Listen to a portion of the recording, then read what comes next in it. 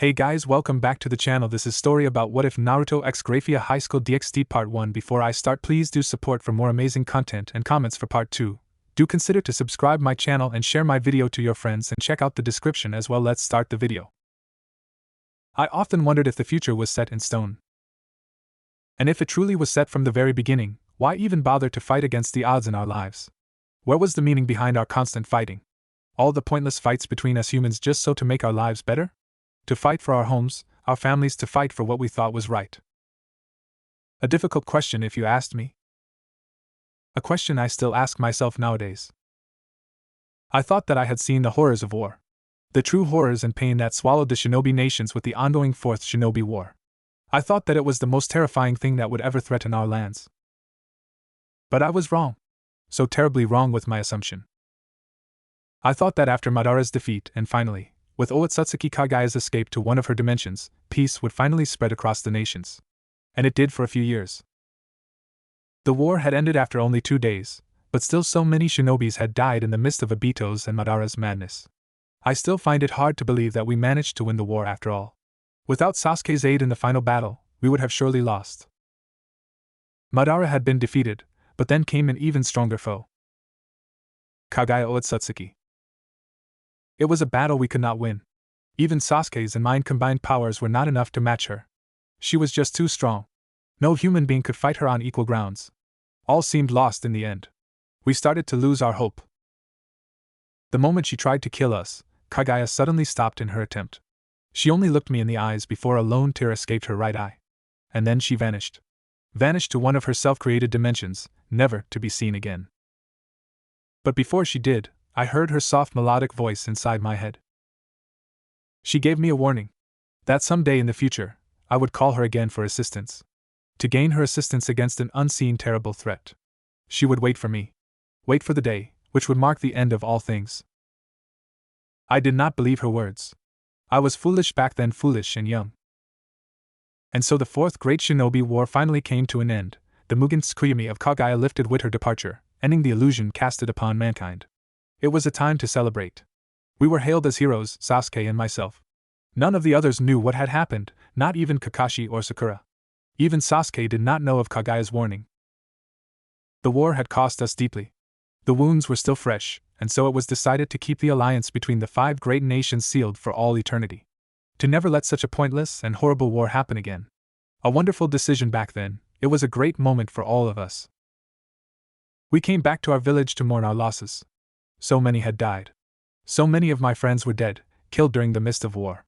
I still remember their names, engraved into the memorial stone of Konoha. Niji Lee Hinata, Choji Ino, Genmako Testa, even Irika-sensei, Gai-sensei, and my Jinchuriki fellow, Kurabi. They died protecting our world from a madman's dream. People died for less. I mourned for a long time, feeling responsible for their deaths. But I overcame my grief. I needed to, or I would spit on their belief, and the sacrifice they had made. Sakura's and Bachan's beating helped a lot for me to see reason. It was a rough time afterwards. We still had much to do, rebuilding Konoha from Pain's attack, improving relationships between the other villages to maintain our alliance, and many other things. Tsunade-ba even promoted me and Sasuke to Jonin, even going so far to name me the ambassador to all the other villages. It seemed I left quite the impression on the other Kages, even more so on one. She was truly one of a kind, but I was still young and fairly inexperienced with women, especially a grown-up woman. 2 years after, I finally managed to express my feeling for her. You could guess my joy when she returned them. I was so happy back then, and our wedding was just too perfect to be true. I even managed to convince Sasuke to be my best man. The expression on his usually stoic face when he learned of my soon-to-be wife. That alone was worth it. And only 1 year later did my wife grant me my deepest desire, my true dream. The dream of a family. Life could not get better for me. I was the happiest man ever. But it did not last long. None of us could have predicted it. None of us even knew how big the world, or rather the universe, exactly was. We always thought that mankind would destroy itself. But it did not come from our world, not even from our own dimension. It was madness. Nothing could have prepared mankind for the upcoming disaster. Our extinction, all we stood for, all we had fought for, all our dreams and hopes destroyed in one single week. Against something we did not even know existed in the first place. Something against we stood no chance to win. Our entire race was doomed to extinction. Not a single human escaped the planet's destruction. Except for me. Till these days, I still do not know how I survived. Why did I survive? Why was I saved from death while my family, my friends, my home, everything I ever fought for, were destroyed by the Legion? Even now, I do not have an answer to that question. I came to another world. Or dimension to be precise. It was a strange world. Even though humans lived on this planet, they were not like me. They were pitifully weak, both mentally and physically. How they managed to survive without chakra I did not know. And then I slowly started to realize that I was the last one. The last survivor of my own home world. I was alone in this new world. I did not know what to do any longer. I had lost my spirit to fight and live, the loss of my family being too much to bear. And so I simply wandered across the world, trying to find something to do, a new purpose to live. And as the years passed on, I became aware that I did not age any longer. I still looked like I did on my 20th birthday. I had not even realized my own powers, power I did not have before the destruction of my home world. I had become so strong, I had become something more, something stronger than I could ever imagine. It took me decades to master my newfound powers, and during my travels, I learned more of this world. A world not just inhabited by humans, but also by yokais, angels, devils, and even gods. The surprise was evident on my face when I first became aware of their existence. My curiosity rose. The underworld. An interesting place, even though I preferred the human world. I quickly lost interest, especially since I visited the place during a war that swallowed the Dark Lands. A war between devils. And I had enough of war. It was during that time that I met her. I found her injured, near the point of death, between the frozen bodies of countless devils. I healed her. We got to know each other, we took pleasure in our talks, and when I finally left the underworld, she came with me. We traveled the whole world for a century, and before I knew it, I once more had a purpose in my life. I was no longer alone, I was happy once more. And I knew that I could not let the same happen to this world. To my new home. The moment I looked into her beautiful eyes, I knew what I had to do. I knew what and whom I had to protect. Even this world was not safe from them. They would find this dimension, and they would destroy it. It would suffer the same fate as my home. I could not let that happen again. I might have lost my will to fight and to live, but now, I had something to fight for. Yes, it would not repeat itself. This world, full of humans, devils and angels, so unprepared for the real threat outside of their world, they would not know how to protect themselves from the shadows that lurked in the dark parts of the universe. It was my duty. My fight. Yes. This world was worth saving. I still remember the day it happened. Even though I desperately tried to forget about it, but to no avail. The day, which heralded the beginning of the end. The destruction of my home world. It should have been a joyful day. A day to celebrate our victory. But what came, we could not even imagine the horrors that were unleashed upon us.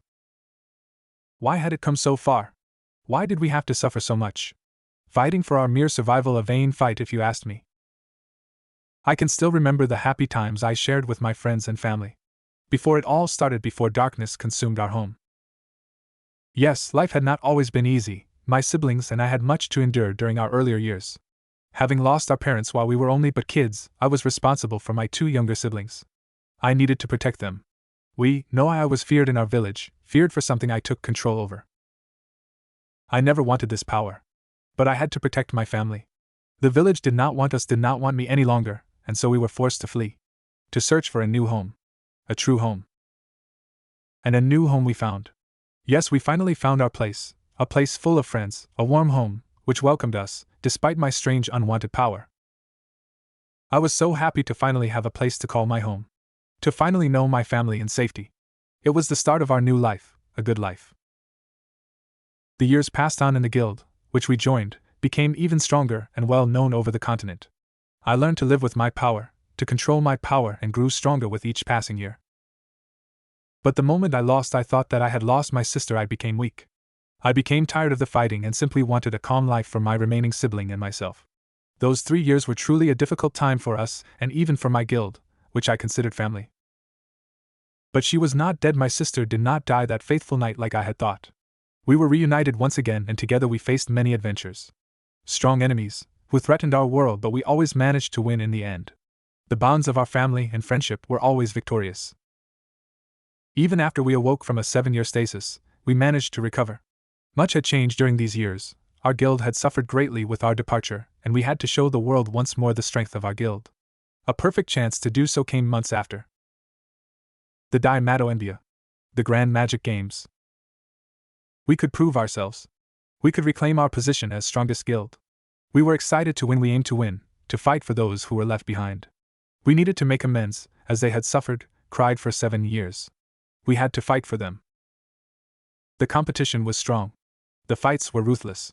Much was at stake. While we slowly managed to regain our reputation and the support of the audience, we never suspected what happened behind the scenes. The Diamatoenbia were only a cover to absorb the magical power of the fighting guilds. There was a portal. A portal, which was going to be used to travel back in time to kill a certain dark mage. The strongest mage who had ever existed. Project Eclipse. Their intentions were good, but none of us could have known what would truly happen. And the moment our team had won the games, it began. I still do not know how it really happened. I had not been there when the portal was opened. That probably saved my life now that I think about it. We were truly foolish, believing that the portal could also be used as a weapon to kill over 10,000 dragons. How foolish of us, but we believed it. And we suffered the consequences. The truth is we were all played for fools, as the portal was never meant to be used as a weapon. It was not even meant to be used as a time travel portal. In the end, the one who had manipulated us was manipulated himself, believing that he could use the portal to reign over the world. But it did not happen like he predicted. I remember a red light. The sky became blood red, the ground around the city shook and crumbled, and then I felt it. This dark feeling, like nothing I've ever felt before. It was terrifying, and only seconds later did the sound and stench of death swallow the city before spreading over the whole planet. I can never forget the screams of my friends, their cries, their fallen bloody forms. Nothing could have prepared mankind for the darkness that stepped through the portal. Death came and swallowed the land. It came and destroyed everything I ever cared about. I was completely helpless as I watched the city burn, the countless dead bodies that were devoured by these creatures, those foul creatures, slaughtering every living soul that came across them. So many died. I still am unable to find the words to describe it. I only want to forget about it, but the pictures still haunt me in my sleep. I saw them dying one by one. One by one of my friends died a painful, gruesome death, their very souls ripped to shreds. I saw my siblings dying right in front of my eyes. My little brother and even my little sister. I held her blood-covered body in my arms while she drew her last breath. She smiled at me, her bloody lips trying to smile like she always did, her eyes slowly losing their beautiful shine. I was forced to watch her die a second time. I felt so weak that moment. I could not even protect myself. I did not even want to. I just wanted to follow my family and friends. But death did not come for me that day. I was saved. I do not know how he appeared. I do not know where he even came from. I just know that he did. My savior stood right in front of me, killing the creature that threatened to claim my life effortlessly. He then slowly turned his head to look down at me. He gave me a small smile, and before I could react, my world turned black. I awoke in this world, so different from mine. I never forgave myself letting my family and friends die while I managed to survive. I often asked myself why I survived. Why could not my siblings be saved instead? Why was I saved and not them? I still do not understand, and I still have not adapted to this new world. I did not deserve to live. But I did. I survived the destruction of my home. I know that my savior managed to rescue some other people from my home world, but I did not want to meet them. I grieved the loss of my siblings and friends. I do not know how to live any longer, how to live without my family. I never really thanked my savior. I still think I did not deserve to be saved that day. I lost my belief and hope. I'm useless. Nighttime, the capital city Lilith, Underworld. Silence reigned over the largest and most populated city of the Underworld. Not many devils were currently out on the streets, even though their race was mostly night active. But for the sake of the non-pure-blooded devils, mostly former humans, the flow of time was adjusted to match the one flowing in the human world. And so it came that even the true devils adopted to the new lifestyle, sleeping during the artificially created night. After the Great War hundreds of years ago between the three major factions, known as the Devil Race, the angels from heaven and their counterparts, the fallen angels, many things had changed for the underworld. With the loss of their 4 strongest leaders, known as the Yanai Mao or the 4 Great Satans, peace with their mortal enemies was essential for the survival of the devil race. What followed was not a real peace treaty, but more like a fragile truce between them, but it was better than nothing. The 3 factions had lost their leaders and most of their forces. They could not allow another war to occur, or it would mean the end of them all. Unfortunately, not all devils were satisfied with this truce, seeing it as a disgrace to their proud and superior race. They wanted nothing more than to continue the war, even though it would only lead to their destruction. They wanted to avenge the death of their fallen leaders. But not every devil had the same opinion. Many devils, especially the younger generation, wanted to maintain peace with the angels, and as no compromise could be found, war was inevitable. The underworld, mostly the territory controlled by the devils and not the fallen angels, was swallowed by a terrible civil war, bringing death and destruction to the lands. The losses were heavy, too heavy, as they had not yet recovered from the Great War. The descendants of these 4 Satans, even though fighting fiercely, were slowly pushed back by the younger devils, who had formed an alliance to resist and take control over the underworld. This anti-Satan faction managed to banish the few remaining loyalists to the most remote regions of the underworld, thus ending the civil war after many years. 4 young devils, responsible for the victorious ending, took the leadership over their fellow kin. Since that day, they were known as the new Yanai Mao, taking the position of Lucifer, Leviathan, Beelzebub, and Asmodeus. Lilith became the new capital city and the seat of the 4 Satans. It was one of the most secured places in the whole underworld, making it nearly impossible to infiltrate. But now that the Mao were gone to their respective family homes, their guards had also left with them. A perfect opportunity to strike. A lone figure could be seen standing on one of the many high houses in the middle of Lilith. The figure wore a simple black coat, the face hidden by a hood, giving no sign of the figure's identity. Sighing deeply, the clothed person gazed at one of the tallest buildings inside the city. The Bank of Lilith, Crocus. Deep within the coffins of the bank laid something of great value, something her master wanted no needed at all costs. And she would bring it to him. She would not fail. Inside the bank, hundreds of meters below the Earth's surface. It was dark inside the narrow passage. Dark and moist, as water dripped down from the cold stone roof. Only a few weak light sources illuminated the long corridor. It was only one of countless gangways below the Capital Bank Crocus, the devils having built a true web of passages hundreds of meters underneath the earth to guard their treasures. But this passage was special. It only led to one single vault, buried deep underneath masses of hard rock and dirt. HHHJOUU. The silence of the dark corridor was shaken by the sudden sound, followed by an amused chuckle. Bless you, Kiso. I hope you haven't caught a cold. Ah, thanks, man. Oh, how much I hate this fucking post. Any idea when we'll be relieved? His partner only shook his head. No idea, but I bet we still have guard duty for another 4 hours or so. Kiso sighed deeply, wiping his nose clean. Shame. I fucking hate it down here. Always wet and so stuffy, not to forget the horrible smell, and even after all these years, I still don't know what the hell we are even guarding here. The second devil guard only shrugged, leaning his back against the cold stone, his spear loosely held in his right hand. Who knows, I bet not even the higher-ups know what it is, but that shouldn't concern us. We only have to guard it, nothing more, nothing less. His partner scratched his chin. If you say so, but I just wonder who the hell would want to steal something no one even knows anything about. This is just plain and simple and useless task. Maybe you're right. Before Kiso could voice his other complaints, the air suddenly grew cold, making the 2 guards tense. Oh, hasn't it just gotten much colder? His fellow guard felt the same, seeing as even their breaths became visible to the naked eye. The 2 devil guards grew nervous, looking around the narrow corridor into the darkness. I've got this really bad feeling, maybe we should call rain. Kiso could not even finish as his voice was swallowed by the torrent of blood that escaped his mouth. His fellow guard was not even able to react as he suffered the same fate, something sharp having slitted their throats in less than a second. Both devils sank to the ground, blood spraying out of their throats. They desperately tried to stop the bleeding by pushing their hands against the horrendous wound, but they knew it was in vain. A lone figure emerged from the dark of the gangway and calmly walked in their direction. Kiso watched the black-clothed person when she came to stop right in front of the sealed door to the vault. His vision became blurred.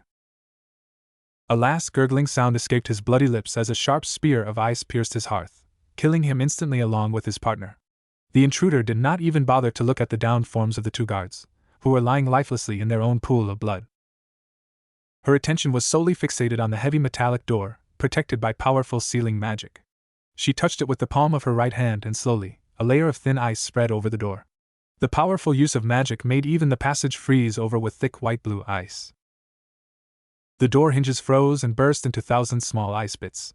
Sending another powerful magic pulse out to disable the last magic seals, the heavy door finally fell to the ground, creating a strong cloud of dust. The figure stepped into the small vault, her eyes immediately landing on the weakly illuminated chest on the stone podium. She needed to act quickly now. Surely her earlier power rise had drawn attention. Better she would not risk a confrontation now. Her master counted on her. Walking in front of the simple chest, she touched the cold rotten wood and with another wave of her magic power, it opened. Her eyes glowed underneath the hood as she saw the reason for her coming.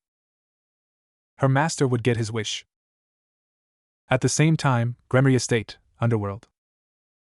Her home was still as she remembered it to be. Even though it had been only 3 months since her last visit, it still felt like years to her. A small smile graced her delicate lips as the young woman walked across the impressive hallway of her family estate. "Welcome home, Ria-sama," said girl gave a smile at the bowing maid before she resumed her walk. Being the second child and heir of the prominent clan, Rias Grayfia was well known throughout the underworld. Even though she disliked to be seen as only the princess of her clan, she was still proud of her family's name, being one of the last pure-blooded devil clans after the Great War and Civil War. Still, she often wished to be seen as only Rias, just Rias. That was one of the main reasons why she went to the human world, where she was not known for her stature as devil or Grayfia princess. But she still missed her home, and so she often came to visit her family in the underworld. Stopping in front of one of the many mirrors, which decorated her family's estate, the young woman gazed at her reflection. What she saw made her hum in appreciation, knowing very well why she was seen as the most beautiful girl in her school. Her long beautiful crimson hair, which reached past her waist, was truly what made her stood out from the rest. She was really proud of her silky hair, several bangs covering her forehead and framing her pretty face.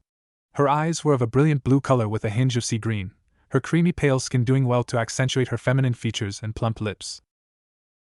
She was even one of the tallest girls in her class, and of course, due to her being a devil, her body was far more developed than an average human girl. Although much to her ire, she would never be able to be best her friend and queen in certain aspects.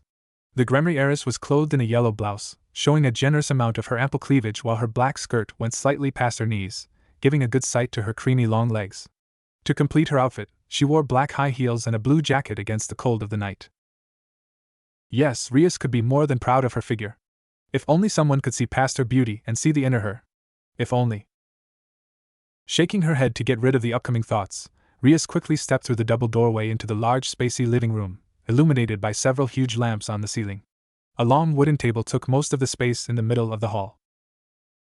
Rias smiled as she saw her older brother sitting near the head of the massive table, silently going over countless papers, which needed his signature. The eldest child of the Grayfia clan looked up from his paperwork, and his eyes immediately brightened when he saw his little sister. Before she could blink, Rias was already in his arms, being spun around while her brother rubbed his cheek on hers. Rias-tan. Her cheeks immediately reddened in embarrassment, struggling to get out of her brother's vice hug. "Oni-sama, put me down." "Now." Not wanting to earn her ire, the male quickly complied and put her back on her feet, although he smiled brightly at his lovely little Nachan. Adjusting her clothes and trying to regain what little dignity she had left, the crimson-haired princess huffed before slapping her brother's chest, making him wince. "Jerk! You haven't changed at all during these last months, but I still missed you, Oni-san. I hope you stay for a while? Father and mother would surely be happy to have you here for a bit longer." Hi, chuckling, her older brother went back to his seat, followed by his sister, who sat down on a near chair. Brushing some strands of hair behind her left ear, Rias gazed over the massive amount of papers on the table. "Looks to me like this won't be a vacation for you, huh?" Sighing deeply, her older brother massaged his temple. "You have no idea, Rias-tan. I fear I can't spend much time with you after all, even though you need your big Aniki so much. Sniff, already seeing your hurt pretty face makes me so sad. Sniff." Rias' right eyebrow twitched dangerously, although her face remained impassive as she watched her brother wiping his fake tears away. "Keep telling that to yourself, Oni-ibaka, seriously. Why do I have such a siscon as brother?" Yes, her brother was truly an interesting devil. Being born as the first child of the current head of the Grayfia clan, he would have been the heir, but due to his efforts in the Civil War, her brother along with 3 other powerful devils took over as the new Satans. Even if it was hard to believe, her brother was the leader of the 4 Satans and currently, the strongest devil among his kin. He was Surzek's Lucifer, formerly Gremry, but most of all, he could be the most childish person she had ever met in her life, despite him being the leader of the Yandai Mao. Yeah, even she still found it hard to believe sometimes. Surzek could be viewed as a male version of her. He was quite handsome, if she believed the talk among the female maids of the estate, having the same bluish-green eyes as her and shoulder-length crimson-red hair, as it is usual in her family. He was nearly a head taller than her, clad in his usual black evening robe and not his traditional Satan attire. Sending his paperwork a heated glare, Surzek turned his attention now completely to his sister, grinning brightly. So Riastan, what brings you here at this late hour? I know, you missed me too much, didn't you? Yes, no need for further words, I know I need to look more after you. My little Riastan is still too young to live alone, I should have known. If only I could visit you more often, having your big Aniki with you would surely brighten your day, wouldn't it, Riastan? Groaning, the young woman slapped her right cheek in embarrassment and fury. Only her brother, despite loving her more than it should be, always managed to bring her nerves to the point of breaking. Nothing of that sort, Oni Ibaka, though I did miss you. Ignoring his cheeky and stupid grin as best as she could, Ria's demeanor became serious again. I just came back from my monthly visit and I wanted to see you all before going to bed, although I may guess Tu-san and Ka-san are off to visit one of the other families. I can't feel their magic power inside the estate. Yes, they are currently at the ball, which is thrown at the Citri estate. You know how close our 2 clans are. The Mao put the pen on the table, leaning his head on his right-hand palm. But this is not the only reason for your visit, is it? True enough. A small smile graced her delicate lips. You may not believe it, Oni-san, but I'm sure I have found a powerful new member for my peerage. Oh, do tell so. A human student from my school has gathered my attention. My guess is that he has a powerful sacred gear inside his body. I even dare to say it may be one of the 13 Longinus, although which one, I cannot say for sure. Now that managed to raise one of Surzek's eyebrows. Interesting, it seems luck is on your side, Riastan. Having such a powerful servant in your peerage is surely bound to bring you fame in the future. You still lack many pieces after all, so when do you plan to reincarnate him? You're waiting for a better opportunity? Nodding, Rias blew another strand of hair out of her face. I am not sure when I'll be able to reincarnate the sacred gear wielder, though I do plan to do it in the following weeks if no better chance arises. Fortunately, Sona has shown no further interest in him and given me even free rein to add him into my peerage. She is close to have a complete set of pieces. Lastly, I heard she managed to reincarnate another sacred gear wielder, the one she already had her eyes set on. Surzek closed his eyes, chuckling slightly. Ah yes, little Sona-chan. Serafal-chan always speaks so highly of her little sister during our meetings. She seems to manage very well. Our little siblings grow up so fast, and sniff, I'm not able to see my little Riastan sniff during her growth. Sniff. A tired sigh escaped her lips as Rias watched her brother going from serious into an emotional state, her left eyebrow twitching all the while. Fair enough, she should have gotten used to it by now. Hearing little footsteps outside the hall, the girl turned her head and not a second later did the doors open. Oba-chan. A beautiful smile sneaked on Ria's lips as she extended her arms to welcome the small bundle of joy, who nearly crashed against her chest. Missed you, Oba-chan. The crimson-haired princess lifted the young boy off his feet, getting a good look at him. Your auntie missed you too. Oh my, Mil-chan, you've grown so much in these last months, already getting much heavier and stronger, are you not? The small boy giggled cutely while enjoying his aunt's attention. Yeah, not long, and I'm taller than you, Rias Oba. I am sure of it. Ria's amused grin did not leave her face, bringing her little nephew closer to her chest while she sat back on her chair. Both family members giggled while the young woman rubbed her cheek against the small boy's one. But you'll still be my cute little nephew. Milikas Gremry, her nephew and the son of Surzek's Lucifer. The second heir of the House Gremry had only just reached his 10 years, the little boy being nearly the exact replica of his father. Short, spiky crimson hair and the same facial traits, although his eyes were a deeper shade of red. Her nephew was currently dressed in his pajamas, meaning he was just about to be brought to bed, or he might even have sneaked out of bed, difficult to tell sometimes. Ka-chan sensed you, Rias Oba, so I had to say goodnighty to you too. His cute face made Rias even happier before she started to tickle him, earning some cute laughs from her nephew. In the meantime, Surzek watched the exchange with a small smile. The sight of his family always managed to raise his spirits up after hours and hours of endless paperwork. This was one of the moments where he knew that the terrible war he fought in had been worth it. Even though the three factions were not truly at peace, life had gotten better for the new generation. He would do everything to maintain the peace for his race. The Mao clapped his hands, earning the attention of the still cuddling duo. Not that I want to interrupt this little family reunion, but should you not already be in your bed by now, my son? Milikas only grinned. But Tu-chan, Ryosoba has come home and Ka-chan said I could come and say goodnighty, nay Ka-chan? The doorway opened once again. He missed his aunt after all. Rhea smiled at her sister-in-law. Of course he did, who wouldn't? Surzek sighed happily before his eyes fell upon his lovely wife. Still, I am surprised you even allowed Milkun to come and greet her. Last time when Rhea-stan came in the middle of the night, you didn't allow me to leave the bed to greet here. The Satan sulked while a small rain cloud floated over his head. But my love, you should have seen our son's cute face. I couldn't help but comply to his wish. Her gentle smile seemed to lighten up the hall. One time does not hurt, you know how Milkun loves his aunt. Milikas beamed all over his face. You're my favorite auntie after all, Ryosoba. I'm your only auntie, Mil-chan. Rhea smiled lovingly at her nephew, who giggled. Smiling, Surzek turned to his wife, who came to stand next to him, her eyes never leaving her only child. He didn't cause you too much trouble, I hope? Normally he only wants to sleep after I told him a small fairy tale. How did you even manage to bring him to bed, Kagami-chan? Her smile never vanished. I just promised to tell him the story how we meet all those years ago. Kagami Belmont, the wife and queen of Surzek's Lucifer. Even though being a high-class devil to one of the noblest clans, she was one of the kindest women Rias had ever met. She was not arrogant like most of her peers or even pampered. Her older brother would not have fallen for her in the first place if she was. The Belmont clan was just like the Gremry clan, one of the 34 remaining pillars these days, even though their numbers had suffered greatly during the Civil War. It was only due to the wealth and power of the remaining members that they were even considered a noble clan even till these days. Their mastery over earth magic was unrivaled, but their true power lay in one particular member, Kagami Belmont. She was the only devil who had perfected the use of earth magic beyond what could be considered possible, having gained control not just over earth magic, but also over magnet magic. Because of her Jitan abilities, Kagami was able to control Sakin, or gold dust magic like it was commonly known, making her a fierce opponent and powerful ally during the Civil War. And despite all her power, she never looked down on her fellow devils. Her kindness was well known and gained her a lot of fame and popularity with the younger devils. It was one of the traits which drew Surzek towards her. Ria's father had told her that his only son was a nervous wreck the first time he gathered the courage to ask her out. Their first date could only be seen as a disaster. Everything that could go wrong went wrong, but to his surprise, Kagami did not mind much, finding it cute how the normally strong male was reduced to a quivering mass. Needless to say, Surzek was overjoyed when she asked for another date, and from that day on, their relationship grew only stronger to the point where they finally consumed their love during their wedding.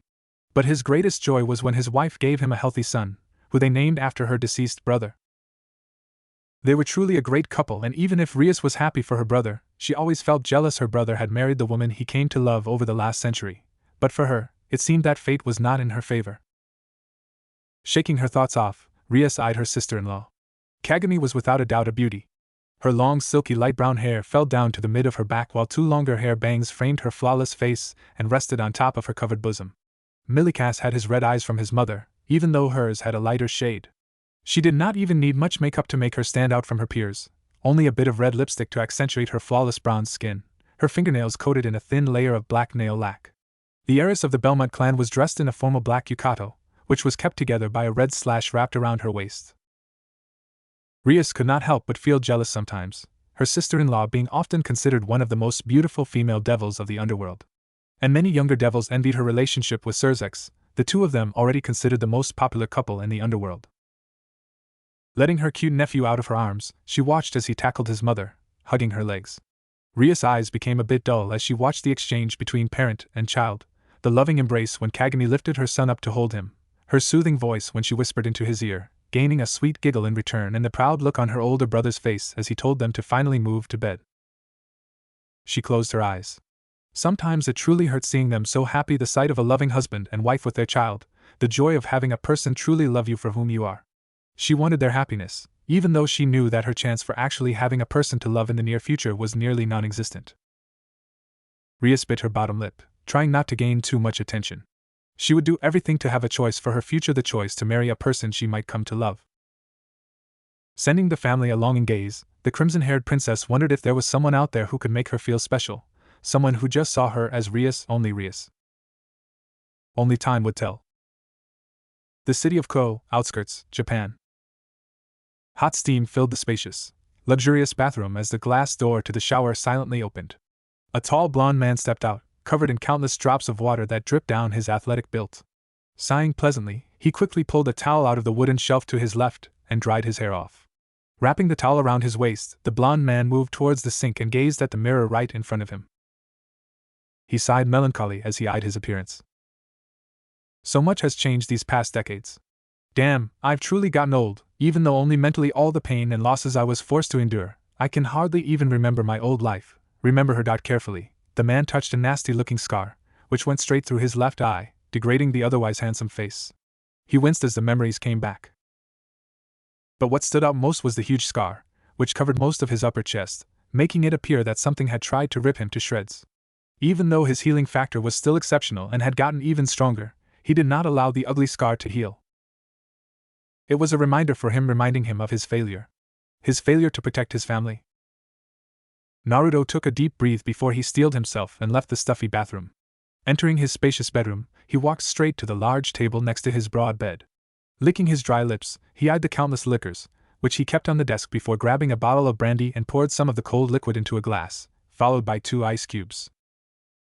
Shaking his head, he took hold of the glass and stopped in front of the large window, gazing hollowly at the beautiful sundown that transpired outside his home. The late hour still sent some rays of sun into his bedchamber, casting wide shadows over the floor and walls. Beautiful, majestic, and yet so deadly at the same time, nature has sure given us such beauty to feast our sight on. A shame humans tend to ignore the wonders of nature, being more concerned with their pointless tasks. Such a shame indeed. Taking a good gulp of the brandy, Naruto clicked his tongue, enjoying the cold liquor flowing down his throat. This world is not ready yet. Pouring the last of his drink down his throat, he sat on the bed edge, putting the glass back down on the counter. His eyes became dull, the eyes of a hardened warrior who had seen much in his life, too much, having seen the good of life, but more so the gruesome side of life, things he would never forget, and still haunted him even in his deepest dreams, never allowing him to completely forget them. It will not be the same here, not as long as I still live. Too much lies at stake this time. The blond-haired man did not show any signs of surprise when the door to his private chamber opened and someone stepped inside before gently closing it once more. He could hear the soft sound of clothing falling to the wooden floor, and only seconds later did the bed slightly shake as the person crawled onto it. A small smile found its way on his lips as 2 slender yet strong arms wrapped around his neck, pulling the rest of a warm naked body against his back. Naruto now smiled in content as he felt 2 soft pillows press against his back while the owner's head rested on his right shoulder, her warm breath tickling his ear and cheek, letting pleasant sensations run through his body. His right hand came up to caress her smooth arms. May I presume that the mission I gave you was a success? Naruto, in fact, did not even need to voice his question, as he knew that the woman was very eager and followed his orders without complaints. She had never failed him since he first met her all those years ago. Not once. The woman nodded slightly, pressing herself harder against his back. Of course, Naruto-kun. It took me a bit longer than I predicted, but in the end, it was quite easy to gain possession, though it came to a little bloodshed. I hope this will not be a problem for us. Her soft and loving voice was like music to his ears, her warm embrace giving him the hope and comfort he needed. His eyes became more determined. Yes, this was the path he needed to take. I see, nothing to fear, my dear. I never expected you to gain possession of the stone unnoticed. Now that I think about it, he might have been more suitable to get it, but Hellas, I already gave him another mission. Naruto closed his eyes while continuing to rub her arms. Did you kill all witnesses? The woman nodded. I did, although I wasn't able to completely erase all traces of my ice magic that may become a problem in the future, even though the only one they know who can use this form of magic is Leviathan Seraphal, one of the Yonai Mao. It's not much of a problem then. The underworld does not know of your existence yet, as they presume you had died long ago. It should remain so, at least for the time being. Our intel was correct after all. Your informant did a good job. Surely the information was not easy to gather. He is the best spy I ever met. He may have been a damn opponent in my previous life, but now it would be much more difficult to gather the pieces without him, but enough of that. Let me see it. The woman did not answer. She only stretched her left arm out. Naruto took the clue and stretched his own free hand out. A small, but heavy object fell into his open hand palm. The former Jinchuriki brought the piece closer to his face, scrutinizing it with his powerful eyes. It seemed like a simple, unimportant polished stone, not bigger than his palm. The jewel was in a deep green color, and even though it had been long since forgotten and sealed away, he could still feel the power within it. The number 3 was engraved into the jewel. Yes. A step closer to our goal. You did well, as expected. You never disappoint me. The woman sighed happily, tightening her embrace, her face nuzzled into the golden shining mop of hair, taking in his scent. What will we do now? Surely our presence will be noticed by the 3 factions with my actions last night. They may not exactly know who did it, but now they will actually try to search for the responsible. Someone who can break into their facility nearly unnoticed is a risk. A risk they will not leave uninvestigated. Soon they will come for us. Naruto hummed softly. Let them be. They still don't know of us, they aren't even able to sense our presences, so they are of no concern to me. A far greater threat will soon arrive in this world. Very soon, so the pieces are starting to move. The two gazed at the last rays of sunshine. Yes, we need to prepare ourselves. This world won't be ready to fight this war, know the slaughter that will undoubtedly swallow these lands. None of them has what it takes to stop the imminent invasion. We are their only defense, although a weak one. Is there no hope? Her question made him pause. It was the same question she had voiced when he was still a human. When he still felt human, a long time ago, too long ago. He did not have an answer back then. His world had ended in less than a week. But now he had one. No, there is. As long as we stand and fight for this world, for our future, for all the people that had to suffer, we will fight the darkness that threatens to swallow and corrupt this world.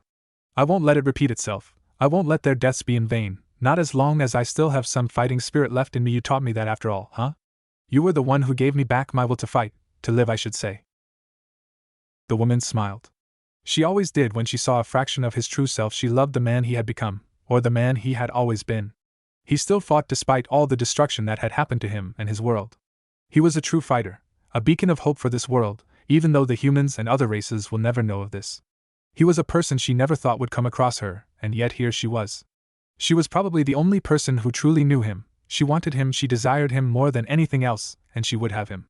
No matter the cost or who would dare to stand in her way, his heart would always be hers. A father to her children should this world still live after the war. She smiled even wider as she listened to his strong heartbeat. She loved the sound of his heartbeat, as it always made her feel at peace. The remaining gems are still needed. She only nodded. He chuckled weakly. What would I be if not for you? Her delicate hand came up and grasped his chin, gently turning his head to face her. Royal silver hair, like he had only seen it on one person, always managed to catch his attention and made him breathless with admiration. Even though the sun had already disappeared beyond the horizon, her hair was still shining and casted some light across his bedchamber. Her matching beautiful silver eyes gazed lovingly into his very own pair while her beautiful flawless face glowed brightly.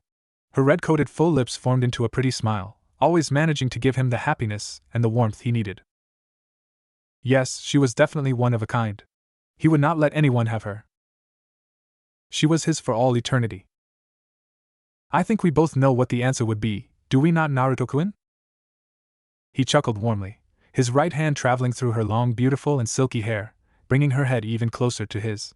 She did not resist, her seductive smile never leaving her delicate lips. I would still be sulking and pitying myself.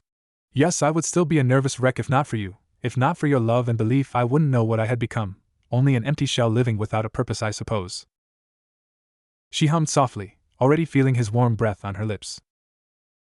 We still have much to do. This is only the beginning. Our greatest challenge has yet to reveal itself. True, she carefully traced down his whisker marks, enjoying how he slightly leaned into her soft touch. We are few in numbers, and each one of the 3 factions, as well as the humans and yokais, will see us as threat. We are alone against this world and the looming darkness, Naruto-kun. The blond man briefly closed his eyes, enjoying the loving touch of his woman before he gazed at her, his beautiful and mysterious eyes, eyes capable of controlling life, which were filled with pure determination. Alone, you say, that may be true, but far more powerful we are. They are nothing compared to us. They can view us as threat for all I care, nothing that we couldn't handle, because in the end, they are meaningless. Yet still, I would prefer if they would see things our way when the time comes. It would mean nothing to protect this world if its inhabitants could not see what the real threat is. The silver-haired beauty gave him the most radiant smile he had ever seen. It made his heart beat even faster. He smiled in response. Leaning forwards, he planted a soft kiss on her supple lips. The woman moaned into the kiss, parting her lips to suck on his bottom lip. But Naruto quickly broke the contact, smirking as she frowned in response. You seem quite eager, nay, my Grayfia dear. The now named Grayfia hummed softly before she pulled his head closer, their lips once more meeting in a soft yet passionate kiss. He could allow himself to enjoy this one moment of peace and happiness. The time was closing up. A looming darkness was nearing this world. It was only a matter of time before the first shadows would try to pry their way into this world.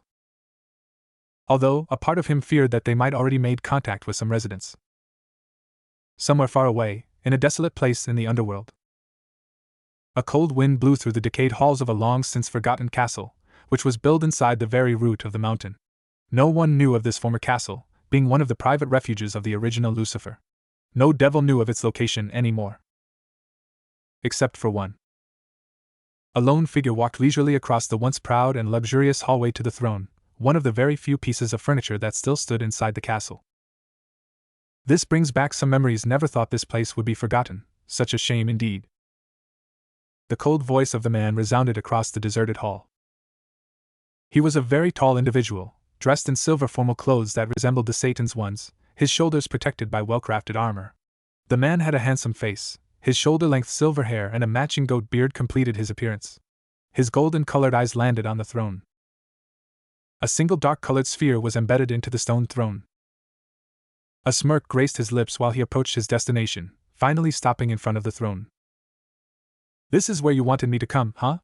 I wonder. Carefully, the man's right hand slid over the smooth surface of the sphere. What is it you truly want? The moment the words left his lips, the sphere lightened up, illuminating the dark hallway in a purple-red light. The silver-haired man gritted his teeth, sweat poured down his face while his body shook uncontrollably. He could not take his hand off the sphere. He was not allowed to. His eyes widened when a powerful presence washed over him. Something he had never felt in his long-lived life, something that made even his power pale in comparison. A lone dark voice resounded inside his mind. A voice that filled him with despair and fear. So you have come, little devil, you've heard the call of my voice, the call for immeasurable power and knowledge. The silver-haired man trashed violently, trying to tear his hand off to sever the connection, which grew stronger with each passing second. Your world is bound to be burned down to the ground, ready to be consumed by our immense hunger and greed for power. Only chaos and death shall remain. A pained scream escaped the man's lips as his mind was slowly corrupted and deceived. A portal needs to be opened to gain access to your world. I choose you to do so. Open a portal for my army and you will be rewarded with immeasurable power, beyond anything you've ever dreamed possible. His screams finally stopped to resound across the hallway. The man took a deep breath before a dark smile formed on his lips. Do not fail me, be successful on the other hand, and I will grant you a place among my legion. Why yes, my master, your wish shall be fulfilled. The sphere glowed one last time. The deceiver had made his first move. 2 days later, early in the morning, private chamber of Naruto's mansion. The first rays of sun slowly found their way inside the large bedroom, casting their light upon the two sleeping forms on the bed. Naruto frowned when he felt the annoying sunshine waking him up from his sleep. Groggily, the former Jinchuriki finally opened his eyes, mentally sending a small curse to the sun for disrupting one of his most peaceful sleeps since decades. Rubbing his eyes with his free right hand, he wiped the sleepiness off. Another day already. Naruto blinked once more before his senses came back to him, making him aware of the warm body pressed against his left side. A blissful smile sneaked upon his lips as the blond man turned his head to his left, taking in the sight of his lovely companion. Grayfia-chan. The woman had snuggled up to him, her head calmly resting on his shoulder, while he felt her warm, slow breath hitting the crook of his neck. Naruto's left arm pressed her harder against his side, making her sigh happily in her sleep. Although with you by my side, all morning is worth waking up, he whispered softly, not wanting to wake his woman up just yet. He grinned when he caught sight of a small amount of drool, which escaped the corner of her mouth.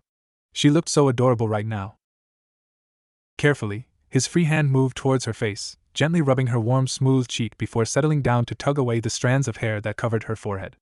Leaning down to press a soft kiss on her forehead, Naruto rested his own head on top of hers while gently running his hand through her long silver hair, gaining a pleasant moan from her. Her beautiful silver hair was still wet and disordered, making him smirk as he thought of last night. He always enjoyed making love to her, to hold her perfect body in his arms and to look deeply into her silver eyes, filled with such love and devotion for him, which always left him stunned. Grayfia was the most beautiful woman he knew, and even though it still pained to say so, she was even more beautiful than his deceased wife. His heart pained as he thought of her.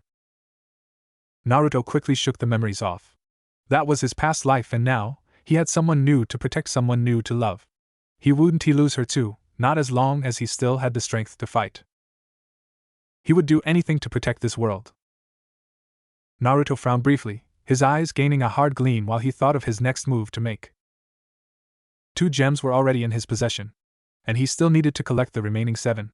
The problem was that he didn't know how long they still had before the first demons would break through the thin layer of the dimensional gap. They wouldn't be that much of a threat to him. They would be weak by his means, but for the others, it would be already too much for them to handle. Most of this world's inhabitants would be corrupted by their foul power, by their mere presence alone. Still, that would be the least of his problems. He could fight them effortlessly, but the true problem lay within the stronger forces. Naruto knew that time was against them. The Legion needed a functional portal to access this world from the twisting nether. The countless different dimensions of the universe were very well protected by the dimensional barrier, but this defense was not perfect. They always seemed to manage to break through, they always found a way. That was his most brilliant and fearsome trait. Most of them were only mindless soldiers, but their leaders, they were on a whole different scale. The blond man bit his bottom lip. How many worlds had they destroyed till now? Maybe 1,000? Or more? He did not know how many of them had been destroyed because he managed to corrupt the populace.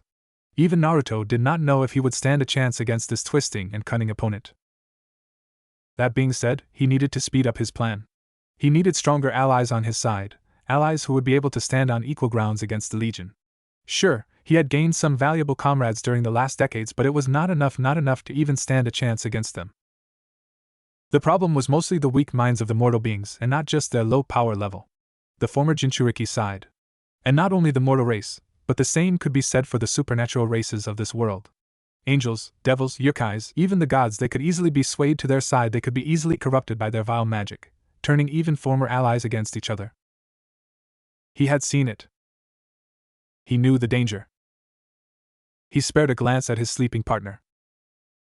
Even his Grayfia could be targeted. Yes, she was strong, probably one of the strongest devils of this time, but that did not mean anything against this foe. She was still a devil, a being who could not control their emotions perfectly, even though her personality showed otherwise. Her desire due to her being a devil was her greatest weakness. The deceiver would make use of it. And Naruto knew that when he lost Grayfia to them, he would not be able to fight against her. That was one of their specialties. Turning former allies, family members, friends, lovers against the remaining few survivors. The blond man shuddered. The thought of fighting his corrupted Grayfia would break him. Naruto had seen it. He had seen how the Legion forced their will upon some of his closest friends.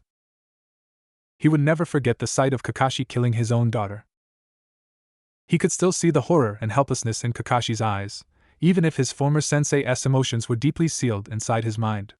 The eyes, the door to one's soul, never lied. Even if the body was a mindless doll, they never took away one's emotions. They enjoyed watching how their new puppets would destroy and kill everything they once loved in their lives. Naruto would never forget the pain he felt as he killed his former sensei, and before he would kill his wife too, who cried over the fallen body of their daughter. He did not want Kakashi to feel the pain of killing his own wife too. It had been the least he could have done for Kakashi. May his soul rest in peace, free from the grasp of the Legion. A tired sigh escaped Naruto's lips, his hand never stopping to caress his lovely woman, who snuggled deeper into his form, enjoying the warmth he emitted. Even though I told Grayfia that there is hope, I fear that this world will suffer the same fate, the same destruction, the same pain. I am practically the only one who is truly capable of fighting them, and even though I am powerful, I cannot win this by myself. I need allies who can stand by my side, without being corrupted, allies who are completely loyal and devoted to me. Looking through the window to gaze at the rising sun, Naruto tried to find the answer. He did not know how long he looked outside. He did not react as Grayfia slowly started to wake up, burying her face in the crook of his neck, a happy sigh leaving her supple lips before she placed a gentle kiss on his skin.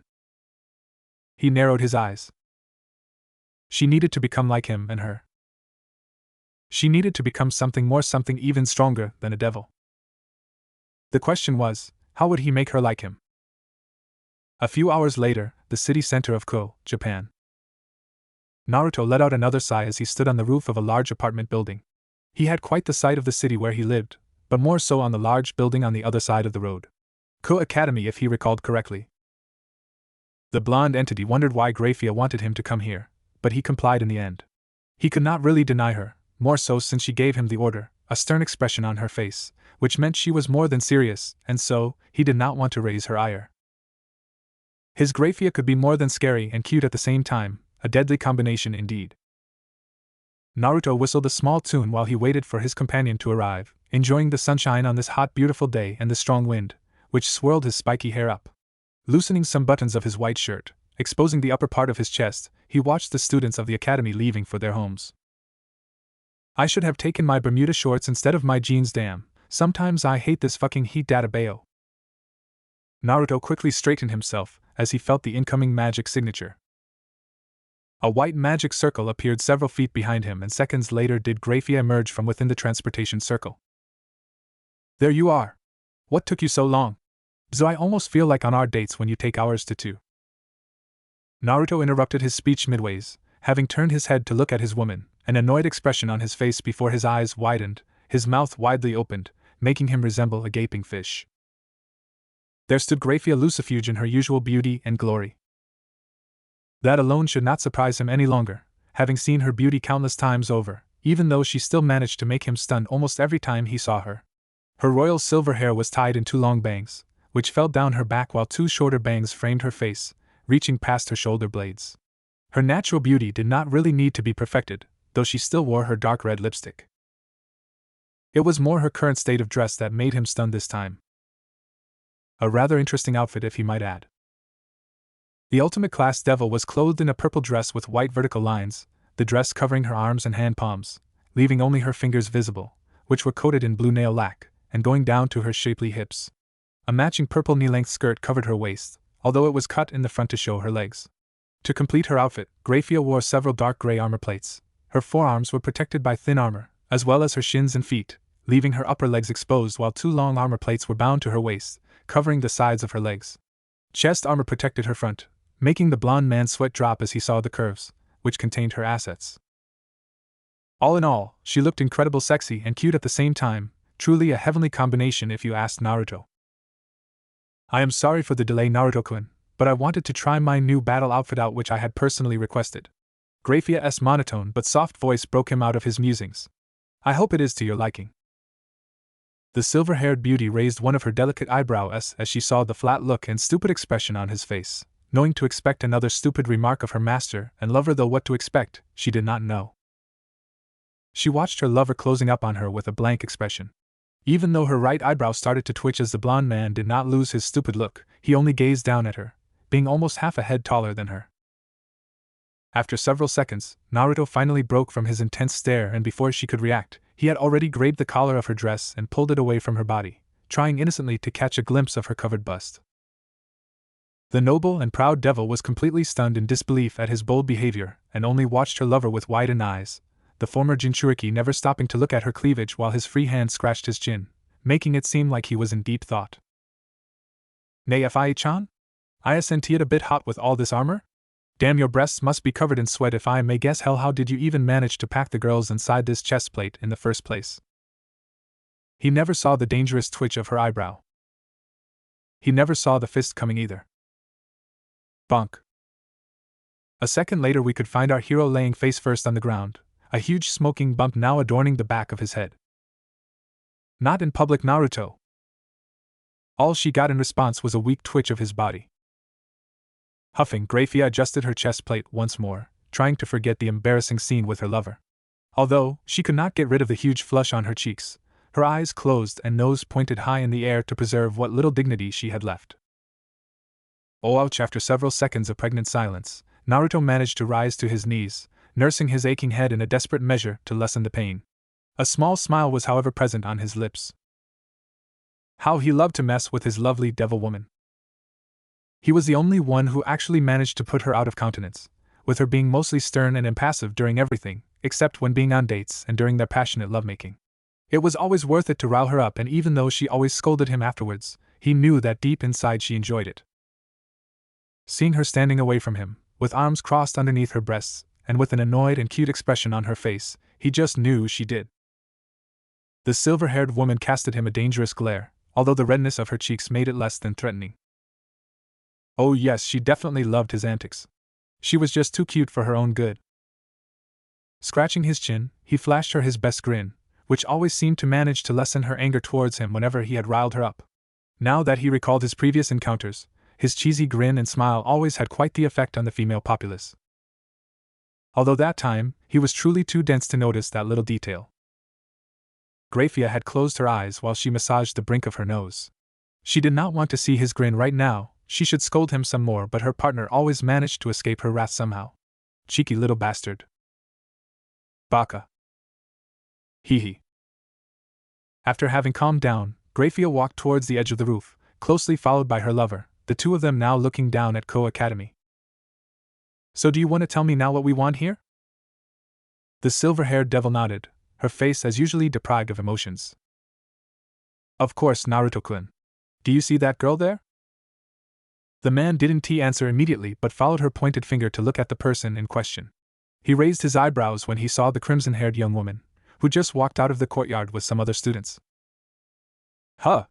The little devil princess? What of her? Isn't she irrelevant to our plans? That may have been true in the past. Oh, do explain, please. Grayfia watched the little group of four moving down the road towards the city center. As you know, she is the heiress of the Gremory clan, one of the remaining prominent houses of the original 72 pillars. During my mission in Lilith to gain possession of the third gem, I managed to gather some information concerning their clan. And? Naruto-kun, they have one of the gems in their possession.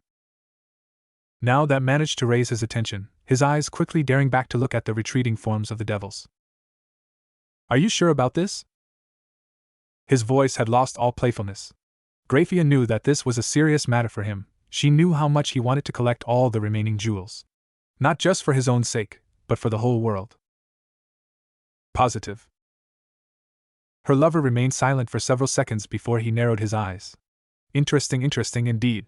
That is some good news. After all, the location of the remaining 6 pieces are still unknown to us, despite our best efforts. He licked his lips. You did more than good, Grayfia-chan, although I presume that there is a catch, is there not? The silver-haired beauty nodded at her lover's assumption. True enough. The Gremory house is one of the wealthiest clans and is also considered to be the strongest of the remaining 34 pillars. They have many powerful members, and the current leader of the Yondai Mao, Lucifer Surzex, was the former heir of the clan. Due to their strength, they have quite the resort of magical power to protect their estate and treasures. Ho? It is highly likely that they sealed the gem in their possession into their private vault deep underneath the Gremory estate, protected by the most powerful and complex sealing magic known. Intruding into their estate, let alone trying to gain access to their vault, will probably be impossible to achieve, at least if you are not blood-related to the clan. Blood-related, you say? Naruto looked deeply into Grayfia's silver eyes. You mean only a member of their household can lower the sealing magic, which protects their vault? That may be a problem. This is just my assumption, Naruto-kun, but it is most likely the case. The Gremory house is not careless either. They will know how to protect the stone, especially since the one in Crocus had already been stolen by us. They know that someone out there is collecting them. They won't allow foreigners to gain access to their treasure vault. I see. Grayfia gazed at her lover, who seemed deep in thought before she saw him narrowing his eyes once more. So only a member of their clan will be able to open the vault, huh? This is a problem indeed. Even if I am sure that I could simply crush the protective magic, but that would cause quite the ruckus, and I can't really allow myself to be known just yet. So what will our plan be? The former Jinchuriki sighed deeply, but before he answered her question, he wanted to know something else. Say, Grayfia, those 3 other devils with the Gremory girl were not part of her house, were they? The silver-haired beauty raised one of her delicate eyebrows at the question, but answered nonetheless. Not per se, they are indeed devils, her servants to be precise, reincarnated devils if I may guess. They are part of her peerage. Peerage? Grayfia sighed as she saw his confused look. Honestly, Naruto, try to pay a bit more attention to the small details. I told you quite a lot about my race, the peerage system included.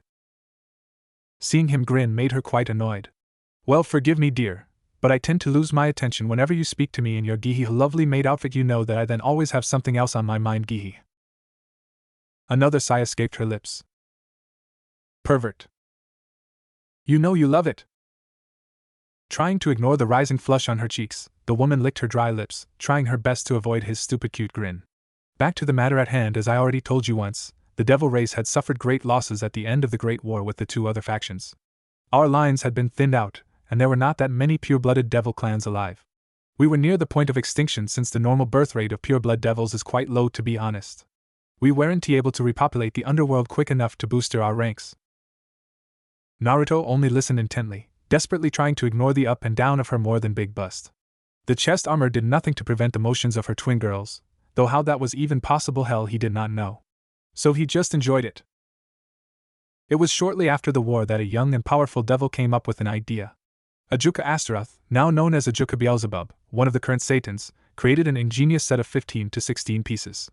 It was the creation of the evil pieces, special and powerful pieces, which were able to reincarnate other races into devils to increase our ranks. Evil pieces? Hi, a set of 16 chess pieces, which were given to the top-class devils in order to resurrect humans and other beings into their servants, making them part of their peerage. This new system allowed us devils to once more gain a significant number after the terrible losses suffered during the Great War. Naruto scratched his chin. These chess pieces allow a devil to reincarnate humans into devils? Interesting. Yes, although not just humans, but also yokais and some even say dragons. There is still much unknown regarding the evil pieces. It was also one of the reasons for the civil war between the old Satan faction and the younger devils. Many of the older generation saw it as an insult to resurrect inferior humans into devils. That could actually work in my favor. Seeing Grayfia's confused look made him smirk. Can you tell me more about these evil pieces? You wouldn't know to have such a set, would you? Seeing her lover's intense eyes on her form made the Lucifuge frown. It seemed this topic had gained more than just his interest. Unfortunately, there is nothing more I can explain to you, Naruto. Ajuka Beelzebub created the system, so only he knows the details regarding their creation.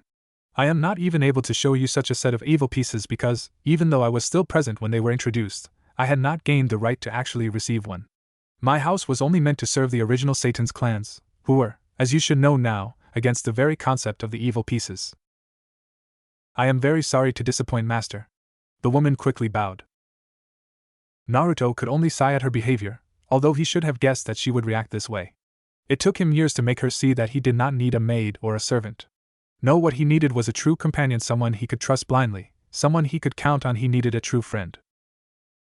Humming softly, the blonde man gently grasped her chin and made her look at him. A small hint of pink sneaked upon her cheeks as she watched his gentle smile and caring eyes. I already told you Fia-chan never bowed to me. You know I hate formalities more than anything. Hell, I never respected them in the first place. I only need your heart and soul. I only need your love for me. Never forget that, Fia-chan. I want tea. Smiling, the silver-haired woman stepped closer to him before wrapping her arms around his neck. Naruto smiled as he lowered his head and met his lover in a soft kiss, in which he poured all of his feelings for her. Grayfia moaned as she felt his tongue gently nibbling at her lips, begging to get entry. The devil did not hesitate long and parted her supple lips, her own tongue quickly found by his before they lapped at each other. The passionate lip lock went on for several long seconds before the two lovers finally separated, a thin string of saliva still connecting their lips. Grayfia licked it off, a happy sigh escaping her red-coated lips before she leaned into her lover's embrace, trying to listen to his heartbeat. Naruto never stopped to caress her unarmored back, enjoying the warmth and closeness of his woman. He was truly grateful that he met her. He was glad that Mephisto had convinced him to visit the underworld that time.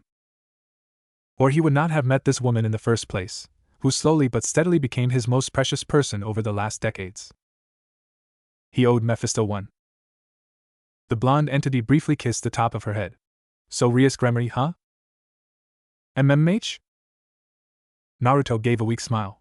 You probably want tea like this, Grayfia-chan, but I don't see any other way. At least with this, I'll be able to beat two birds with one stone and possibly gain a great influence in the underworld without anyone knowing. Grayfia raised her head to look at her man. Her eyes narrowed dangerously while a twitch formed on her right eyebrow. You do not plan to do what I think you will do you now, Naruto? He could only chuckle at her cute behavior. 2 hours later, shopping district of Ko, Japan. Another deep sigh escaped Ria's lips as she walked through the crowded street of Ko's market district. The evening came closer, and so most of the people now went to buy their groceries. The crimson-haired girl ignored the many looks she got from the citizens, men and women alike. She was used to them by now. The Grayfia princess was currently dressed in her usual school uniform, consisting of a white long-sleeved, button-down shirt with a black ribbon on her shirt collar worn under a black shoulder cape and a matching button-down corset, a magenta skirt with white accents and brown dress shoes over white crew-length socks, showing off her long, flawless legs. The uniform did, however, nothing to hide her impressive chest, as many eyes fell on her two girls, making her sigh in resignation. Even though she did not really have a problem to show off her body, she still wanted people to see past her appearance, like her peerage did. However, it was quite difficult to find such persons. Most were too captivated by her beauty to have a real conversation with. Her mind drifted back to the small ice cream meeting she just had minutes ago with her peerage. It had been quite a hot day, and as such, they decided to move a bit into town and not to go back to the old school building. Having a nice little trip with her cute little servants into town was something she had enjoyed greatly.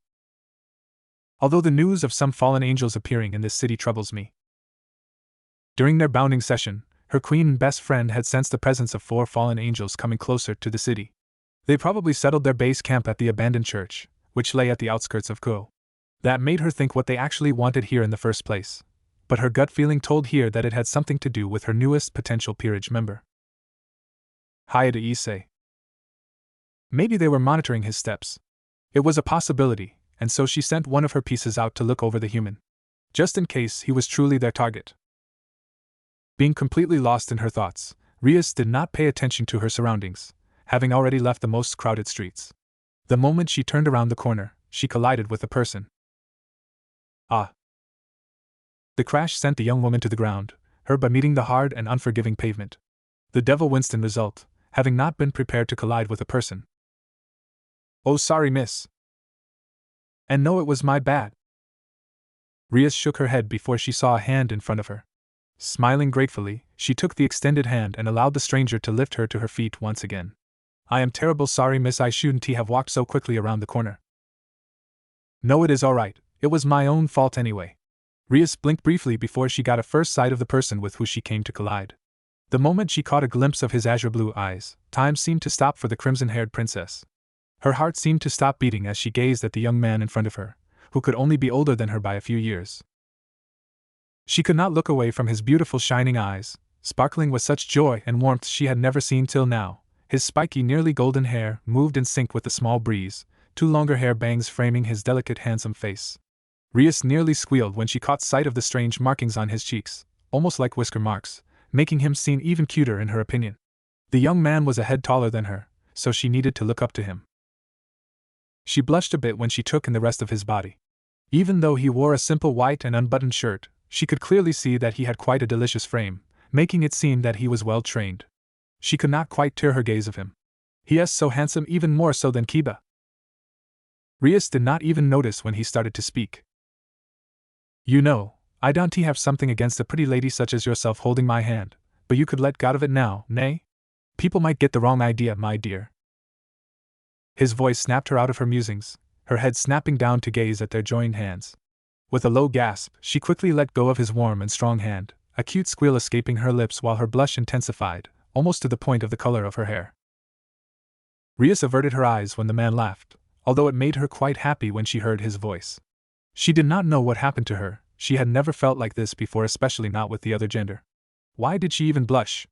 It was always her who made others blush, and not the other way around. Well, I am still sorry for bumping into you. Normally I used to know the people I bump into well, it's kinda my greeting, my friends are already used to it by now. His laugh made her smile, while her blush lessened. As I said, it was mostly my fault. I didn't look where I went. Well, what matters is that no one was hurt, nay. His infective smile helped to ease the tension between the two. Rias finally managed to look at him without her blush present on her face, her eyes following his movement as he crouched down to take the papers, which had fallen from his bag. Her eyes widened. Oh, I am so sorry, let me help. The young man only chuckled and waved her off, having already stored his belongings back into the bag. Ma, no need to panic, this happens all the time to me, I am used to it by now since I am a bit clumsy, you know, Databayo. He quickly stood up, bag slung over his left shoulder, his grin already in place. Rias could not help but giggle when she heard his slip. Cute, she felt like a little teenage girl right now. Oh wait, nervousness quickly washed over her when she felt his eyes on her form. Not knowing what to do with her hands, she simply folded them on her lap. May I get the name of this pretty lady? Rias Gremy. The stranger whistled happily. A beautiful name for a beautiful lady, didn't he expect anything less, Databale? His statement made her blush increase tenfold. Get a hold of yourself, girl. She did not know why he managed to bring her this out of character. She did not act like this. This wasn't he like her. Well, I am Uzumaki Naruto, pleased to meet ya, my lady. Naruto, his name left a pleasant taste on her tongue. His warm, radiant smile and happy expression also helped her to feel special. She felt warm and secure. Rias was quite surprised, even pleased when she did not saw him staring at her chest like most men did. He simply continued to look her in the eyes as if he had just found the greatest treasure on earth. It made her quite happy and feel special if she was honest with herself. She tried to regain her composure, although his radiant smile made it quite difficult to do so. So are you maybe new here? You don't really look Japanese, if I may say. Naruto scratched the back of his head. Is it that obvious, huh? But you're right, I am from Europe, Luxembourg to be precise. I just recently moved to Japan, don't know why I did, but I always liked the Japanese culture, you know. And I quickly found a working place here, in a nearby traveling agency. Not the most well-paid job, but it will do for now. I see. Rias didn't know what overcame her, but something in her heart hurt when she thought of them never meeting again. Before she could clearly think, the words had already left her lips. Naruto-san, as you are new here in Ko, so maybe you would like to have a guide? Maybe even tonight? We could go get something to eat, you know. Seeing him frown made her heart sink. Why did I say it like that? What will he think of me now? God, get a hold of yourself. Already asking a guy you just met out for a date? My, how forward of you. Her blush returned full force, her mouth opening and closing without actually bringing out a word, just some cute gasps. Naruto then grinned at her. I like girls who are forward, you know. Alright then.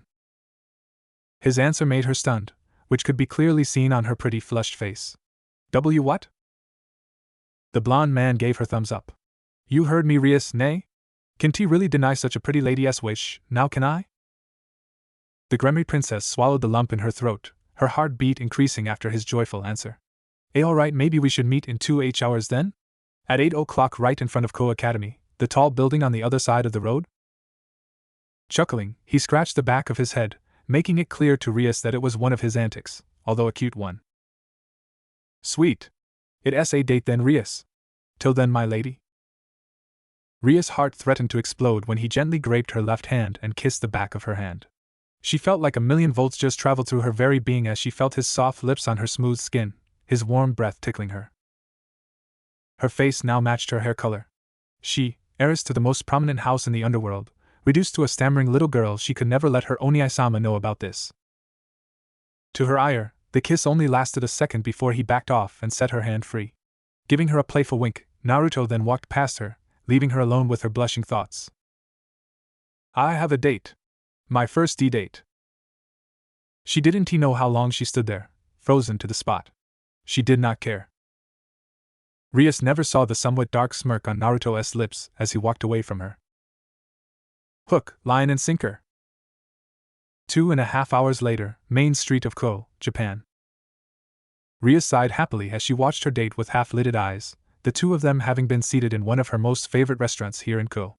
Normally, she preferred her queen-ass dishes, but still, the food here was more than to her liking.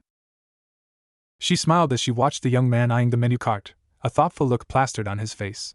She found it quite funny that he seemed so serious about the food he wanted, a cute giggle escaping her lips whenever he moaned about the lack of ramen dishes. The overly dramatic sulking expression made it quite difficult not just to outright laugh at him. Rias was more than pleased with her first date so far. To be honest, she had been really nervous when they had parted ways hours ago. And why should she not be? It would be her first date. She did not really know what to expect, even though she had often dreamed about the first date she would have with a boy she liked. On one hand, the crimson-haired beauty was quite glad that her best friend had not been there at her clubhouse. Akino would have chuckled at her nervous state, seeing her normally strong-willed and decisive king so girly. Her queen surely would not let that come to rest. After what felt like several long hours, she had finally managed to choose a dress to wear for the night to come. A simple yet elegant yellow-colored and sleeveless dress, which showed quite a bit of her well-endowed chest and her creamy long legs. Being quite pleased with her state of dress, she chose to apply some light red lipstick and matching nail lac. Normally she was not one to apply makeup, but she could make an exception just this once. At least her hair was perfect in her opinion, so she did not need to do something about it. Some part of her heart really wanted this to go perfect. And when she finally met her date outside of Ko Academy, Rias was quite pleased with what she saw. Naruto had chosen to wear black pants and matching shoes, with a light blue shirt, which brought out the color of his beautiful eyes, his hair still spiky as she remembered it to be. She could not contain her joy when she saw the widening of his eyes as he gazed at her frame. Seeing the look of awe and admiration in his gorgeous eyes made her heart swell with joy. And when he finally found his voice again, her breathing stopped when he gave her his most radiant smile, telling her how beautiful she looked. It made her knees go weak. A lovely flush sneaked upon her cheeks as he extended his arm for her to grab. Rias just knew that this night would be perfect. The young woman had quickly shown him the center city, guiding him through the crowded streets, all the while looking at some shops that had still open, making him chuckle in amusement. Rias smiled wider when he did not seem to mind much. Deciding to grab something to eat, she brought him to her favorite restaurant, hoping to enjoy a romantic dinner with the blonde-haired man. Even though he was quite clumsy like he told her, nearly tripping over his own feet and much everything that laid in their way whenever he told her a funny joke, she was surprised that he actually had manners despite his lack of respect for pretty much everything. And she enjoyed it very much. She could not help but giggle whenever he told her one of his pranks. Rias quickly learned that the blonde man was a true prankster by heart. She could not believe all the things he managed to do to his friends and acquaintances. You should have seen their faces the moment they saw their pink-colored boxer shorts hanging outside the schoolyard. Ah yes, the stupid look on their faces was already worth it, but when they realized that I was making pictures of them, all the basketball team quickly chased me while I made them chase me all over the school ground. Damn, they didn't even notice they were butt naked till the girls started to scream, "Aw man." Even though I got detention for the whole affair, it was totally worth it, Rias. Rias brought her hand up to cover her giggle, her mind trying to picture the whole incident. I bet they never forgot the humiliation, didn't they? Nope, Naruto scratched the back of his head. At the end of the school year, I even managed to sneak the pictures I took of them into the yearbook. Oh, the look on the teachers' and students' faces was priceless, Data Bale. I can imagine that. Leaning her head on her left hand palm, Rias greatly enjoyed the time with her date. He always managed to bring her to laugh. He was truly a funny and unique person. She was truly glad to have bumped into him. The date till now had been more than perfect in her opinion. She learned quite a bit about the young man, his life back in Europe, although it did pain her that he was an orphan, having lost his parents early in his youth. Still, he seemed so cheerful and never let those painful memories get the better of him. She wondered if she could still be such a carefree and cheerful person if she would lose her family. Probably not. Rias was brought out of her musings when she felt a strong hand on top of her own. Her cheeks immediately gained a rosy pink as she saw his intense stare, his gorgeous eyes seemingly trying to pry their way into her very soul. She felt so exposed to his strong gaze, and yet she did not dislike the feeling he caused inside her. Was this how her Oni-sama had felt on his first date? She could only imagine. You've been quiet for some time now. I really hope I haven't bored you with my stories, nay? I know not everyone seems to like them, though I wonder why. His clueless gaze made her smile. Quite the contrary, Naruto. I loved every single one of your, well, let us say adventures. You've sure had an interesting past, huh? You bet I had. Another happy sigh escaped her lips. This was something she had always wanted, to be seen as a normal teenage girl, to be treated like a normal young woman, and Naruto always managed to make her feel so special to know that he only had eyes for her this night. To believe a simple human could make her so happy. Naruto, I enjoyed this little date very much. Normally, I am not really used to this. Most people just want to get closer to me due to my family, so it's rare to see someone actually trying to get to know me, the real me. It's nice, You are in fact the first to ever try to make me feel like a normal woman without any ulterior motives. You don't have any ulterior motives, do you now, Naruto? Her playful voice made him chuckle. Well, to be honest, I do kinda have some ulterior motives, maybe even getting a second date with your lovely self. Naruto gave a small grin as he heard her giggle. I must be truly lucky to have met you this day, not even 1 week here in Japan, and I already caught the eyes of the most beautiful woman in town. I must be really awesome, nay? You are special. Special, huh? That means a lot coming from such a lovely lady. Rias only fluttered her lashes at him. You flatterer. Well, it's not flattery if it's simply the truth, is it not? I haven't quite met someone like you. I think you are far more special than me, Rias-chan. The crimson-haired girl flushed as she heard him call her with such an endearing suffix. It made her heart beat even faster in her chest. What are you doing to me, Naruto? The young man gazed at her reddened face. So may I presume that this lovely lady is actually a princess? A princess who escaped the clutches of her strict family to live a normal life, maybe even finding her special someone? Rias just smiled even wider. Maybe inwardly, she sweat dropped at how close he truly was to the truth. Maybe I am a princess, a lonely princess who only wants to find someone who can see past her stature and beauty. Is that so? His amused grin made her heart flutter. Well, I can't say anything about the Princess Rias, but I do like the Rias who sits here in front of me. The female devil blushed heavily as she felt him caressing her hand, his thumb all the way brushing over her knuckles. The skin contact made thousands of sparkles spread across her body. She could not quite pinpoint why she felt so smitten with this young man, who she had only met a few hours ago, but she felt so good right now. How could a human make her feel so special? She did not understand, but she sure as hell did not complain. Swallowing the lump in her throat, she tried to regain her composure, though it was quite difficult to bring her heart beating under control. I am glad. I enjoy this very much, Naruto-kun, so maybe you could tell me something more about you. Maybe even another one of your funny stories? Naruto only chuckled and pointed his nose high in the air. Of course I have much more. I am just that awesome Rias-chan, Databeo. The blonde-haired man boosted confidently, making his date giggle in result. He was just such an interesting and funny person. The two of them enjoyed the rest of their dinner before Rias guided him to the cinema, wanting to see one of the newer animes that just shortly came out. Naruto quickly noticed that the young woman was a true fan of this entertaining branch while everyone had their preferences, so who was he to pry? After the film, both went down to the harbor, settling down to walk along the beach. Night had fallen by now and they could clearly see the countless stars adorning the cloudless sky. Naruto even dared to hold her hand, which in turn had made her smile in content before she leaned against his side, resting her head against his shoulder. The two enjoyed the end of their date, walking leisurely in content silence to enjoy the peace and quiet of the night. A dreamy sigh could be heard from his date, making Naruto turn his head to gaze down at the crimson-haired woman. Rias had a satisfied expression on her pretty face. This had truly been one of the best days she had had till now. Everything had gone so well, just like in her dreams. It had been a perfect date in her opinion, and she was even more overjoyed when he asked her for another one. She could not wait to continue this little interactions with the young man, who she came to have a strong liking to.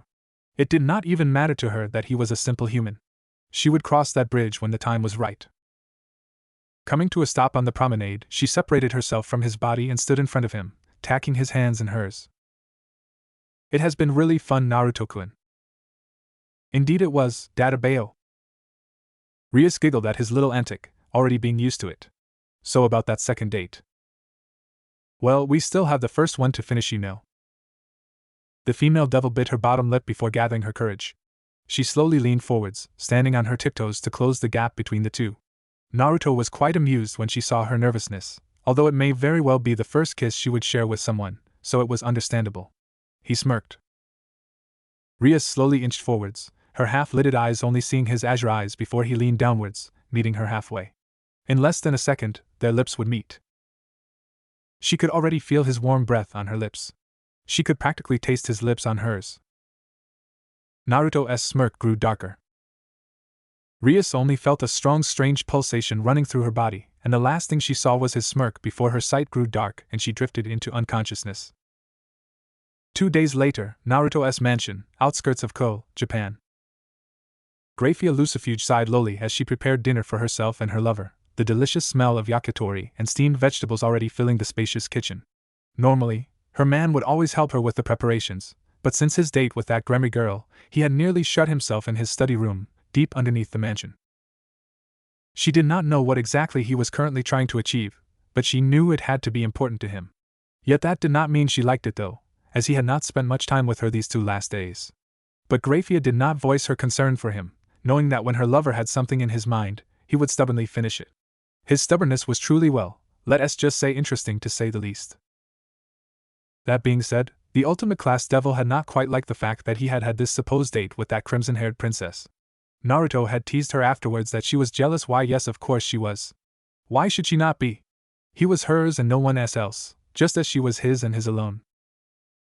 Of course, as his loyal companion and friend, she had followed them on their date, bah, that word still left a bitter taste in her mouth. She was quite displeased when she saw the two of them being so cheerful and chubby with each other.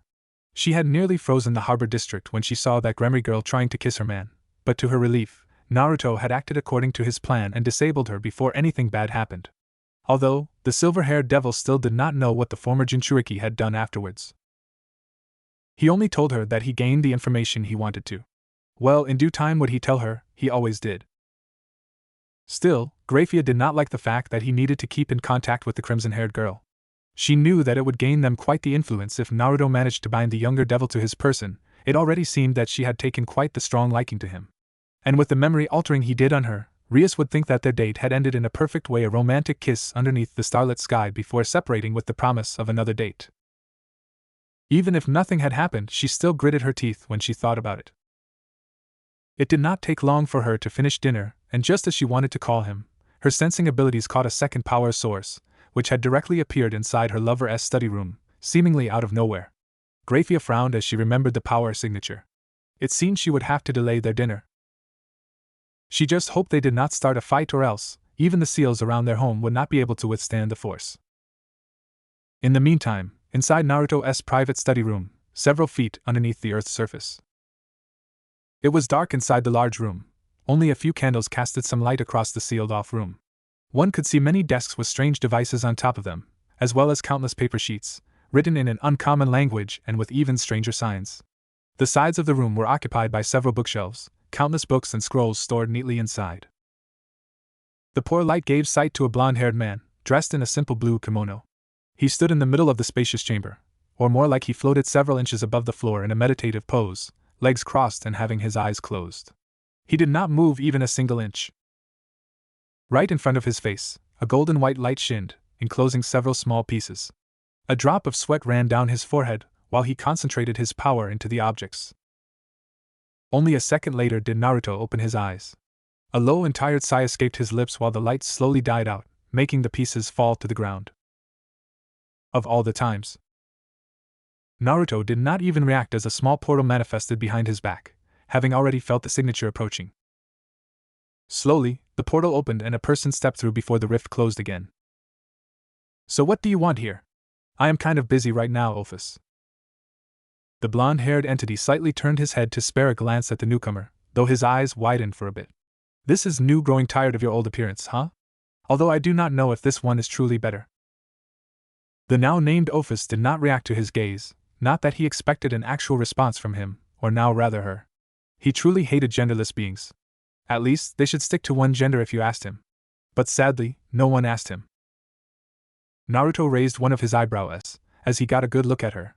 "You have no shame, huh?" His remark was not unfounded. Ophis had really a strange taste. Last time he checked, Ophis had taken the shape of a middle-aged man, but now she seemed to have taken a liking to the female gender. Not a bad choice per se, but why did she choose to take the form of a little child? Oh well, he had long since given up to understand her. Ophis did not look older than 12 years, her little body probably would not even reach his upper chest. Her long black hair nearly reached her feet, while her gray eyes locked eyes with him. No emotion could be seen in them, just as he suspected. Her ears were still pointed, just like in her former male form. Well, Naruto could at least try to understand why she took a child's form, but why in the name of hell and heaven did she wear a fucking gothic Lolita dress? A child like her, all right, she was not a real child, but still her clothing was far too revealing for his taste. However, if he could convince Grayfia to wear such a dress during their fun time, oh yes, that would definitely make his time. Ophis wore white shorts tied with pink ribbons. Her black dress covered only her shoulders, back and arms, while the front of her frame was nude. Well, at least she had some black strips which covered the of her practically non-existent chest. To complete her weird outfit, the girl had a pink fly wrapped around her neck and she decided to go barefoot. Letting out a tired sigh, Naruto rose to his feet before he stretched his back. "So what does this little dragon god want of old little me?" It might be hard to believe, but this little Lolita was in fact one of the strongest beings, precisely the second strongest being of this world. A true dragon god, the infinite dragon god. Some even call her the Ouroboros dragon, mostly due to her usage of snakes. Oh, how he hated snakes! Brought back some bad memories, though not really bad memories, of a certain snake mistress. He still shuddered thinking of her. Most would crumble in fear or praise her. They referred to her as strongest being. But for Naruto, She was a giant pain in the ass.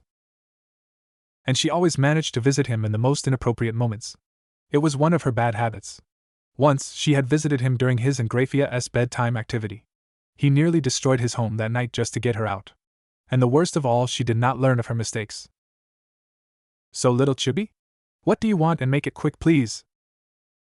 The black-haired dragon did not lose her blank stare, nor did her low and emotionless voice betray her thoughts. I am growing tired. Naruto stopped to stretch his back. He narrowed his eyes. What did you just say? I am growing tired of waiting. I want my home back now. Ophis may not exactly know how to read emotions, but even she could feel the tension in the room increasing. She watched with blank eyes as the blonde entity came closer. Is that so? His voice was low and colder than the breezing wind. This little dragon wants her home back, and you would do so even against my orders, would you not? The Ouroboros dragon now grew a bit nervous as the former Jinchuriki stopped only inches in front of her, glaring coldly down at her petite form.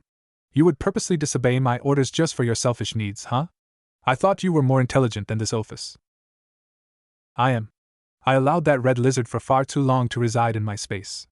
I do not see the point of leaving him alone any longer. I want him OU. Ophis' eyes widened as his hand lurched forwards to strangle her neck, forcing her to look up at him. She bit her bottom lip. Maybe she should have told him her plea with a bit more tact. Now listen, and listen very closely, you little dragon. I don't give a damn about your ambition, your grudge against him, but I do not tolerate insubordination. From none of my allies, you are no exception, Ophis. I've told you to stay away from him. I already did 50 years ago when you first came to me to gain my assistance. The infinite dragon god was keen on unleashing her own power to stand up against him, but deep down she already knew how it would end. Since their first meeting when he told her down, she had seen it. A power she would never forget. She could not risk gaining his ire. She was powerful, but not that much. Although, she was quite relieved when Naruto stopped his vice grip on her neck. The blonde man simply started to caress her left cheek, his eyes never leaving hers. Ophis, you are so naive for such a strong entity. It is disappointing if you asked me, because I expected so much more from you. Nay? You truly are a child sometimes. Naruto narrowed his eyes at her little frame. Did you choose this form to make me see it your way? You should know, Ophis, that I don't care if you are male or female, nor if you have the appearance of a child. If you stand in my way, nothing can save you from my wrath. You should have known that by now, Ophis. His voice was mocking and made her bit her lips. You've gotten quite stubborn these last few years, Ophis, so I wonder why? Is this truly only about Great Red?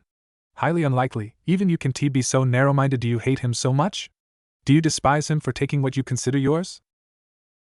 Bakared has taken my home as his. The dimensional gap is mine and no one else. Even if she started to get furious, Naruto smirked as her voice still showed no emotion. I want that overgrown lizard out of my realm. Do you now? Then I am very sorry to say that the task I gave Red is far from over, little Ophis. And do you want to know why I did not trust you with it? Of course you do, so let me enlighten you. Great Red is not only far more powerful than you are, but also, he is easy to reason with. Unlike you, he can protect the dimensional gap far better than you, so at least this way, I only have to look out for the threats that may intrude over the dimensional barrier surrounding the world. Red can take care of the small flies that travel across the 3 worlds. I could have taken care of it myself. Ho? His eyebrow rose in amusement. Of that I wouldn't be so sure, Ophis-chan. Others may consider your power immeasurable, but for some others, it is nothing but a drop in the ocean. Remember that, Ophis. There are many stronger beings out there than you. That does not mean anything to me. Stubborn indeed, huh? I wonder, since how long have you tried to disobey me? When you started that little group of yours, your own little army against Red and maybe my humble person? He chuckled as he saw Ophis' eyes widening. How? How, you ask? Stupid dragon, you should know that nothing in this world escapes my grasp and eyes, absolutely nothing. I have not done anything about your pets because I may have use for them in the future, so that way, you can at least fulfill one duty. Ophis remained silent. Nothing to say anymore? Naruto's gentle caressing of her cheek made her flush a bit, but she still kept her stoic expression. She did not want to show any weakness in front of this being. Little Ophis-chan, I truly hope you start to learn your lesson. Nothing good comes out in challenging me. You still remember our last disagreement, do you not? You know what happens should we clash once more, do you? Naruto's voice became dangerous. But it was not his voice that kept her frozen to the spot, no, it were his eyes. Eyes that only belonged to him. Eyes that even managed to bring fear to her heart. She could never forget those purple eyes with ripple-like markings. Even she could feel the power these eyes hold. His low voice broke her out of her stupor. You should start to behave, or I will show you that even a dragon god can be killed. Her eyes widened in fear as she felt a pull on her soul, making Naruto smirk darkly. Ah yes, now you remember why you fear me, do you not? Yet you have luck on your side, as I am currently in a good mood and I still need you in the future, but never forget you should know your place, Ophis. The moment he pulled his hand off her cheek, the ominous feeling on her soul ended. The infinite dragon god breathed heavily after the unpleasant sensation. She definitely was not used to such skin contact and a near-death experience. Giving him one last glance, the black-haired entity vanished, not wanting to be in his presence any longer. Naruto sighed as the annoying Lolita finally left his study room, letting once more silence reign over. Shaking his head, the former Jinchuriki walked back to his former position. Ophis is slowly becoming a liability MMH. If she continues with her path to challenge Great Red, that may very well be an opening they would make use of. Well, for the time being she is still of us to me, and maybe I let her in the belief that she has the loyalty of some of her followers. His eyes fell upon the pieces lying on the floor. The process is nearly finished. Getting in a meditative position, he concentrated once more on his task. Should Ophis still not understand, I will have to dispose of her. 3 hours later, living room of Naruto's mansion. We could see Naruto walking with a satisfied smile present on his face through the corridor, having left his personal study room just moments ago. His smile was justified. He may have just found a way to gain completely loyal servants, powerful ones at that. Moments later did the man walk into the comfy living room of his mansion, this room alone being nearly as big as a regular house. His smile grew softer when he saw his Grayfia, dressed in her white bathrobe, sitting on one of the many couches, the shine of the cracking fire in the chimney illuminating her beautiful frame. Night had already fallen over the mansion. He wondered how long he had been inside his study chamber. The silver-haired beauty was currently reading one of her favorite book, but the moment he stepped into the room, she instantly turned her head in his direction. Even though her face remained stoic, Naruto had known her long enough to see that she was happy that he finally came out of his room. The former Jinchuriki sighed while he sat down next to her. The book's good?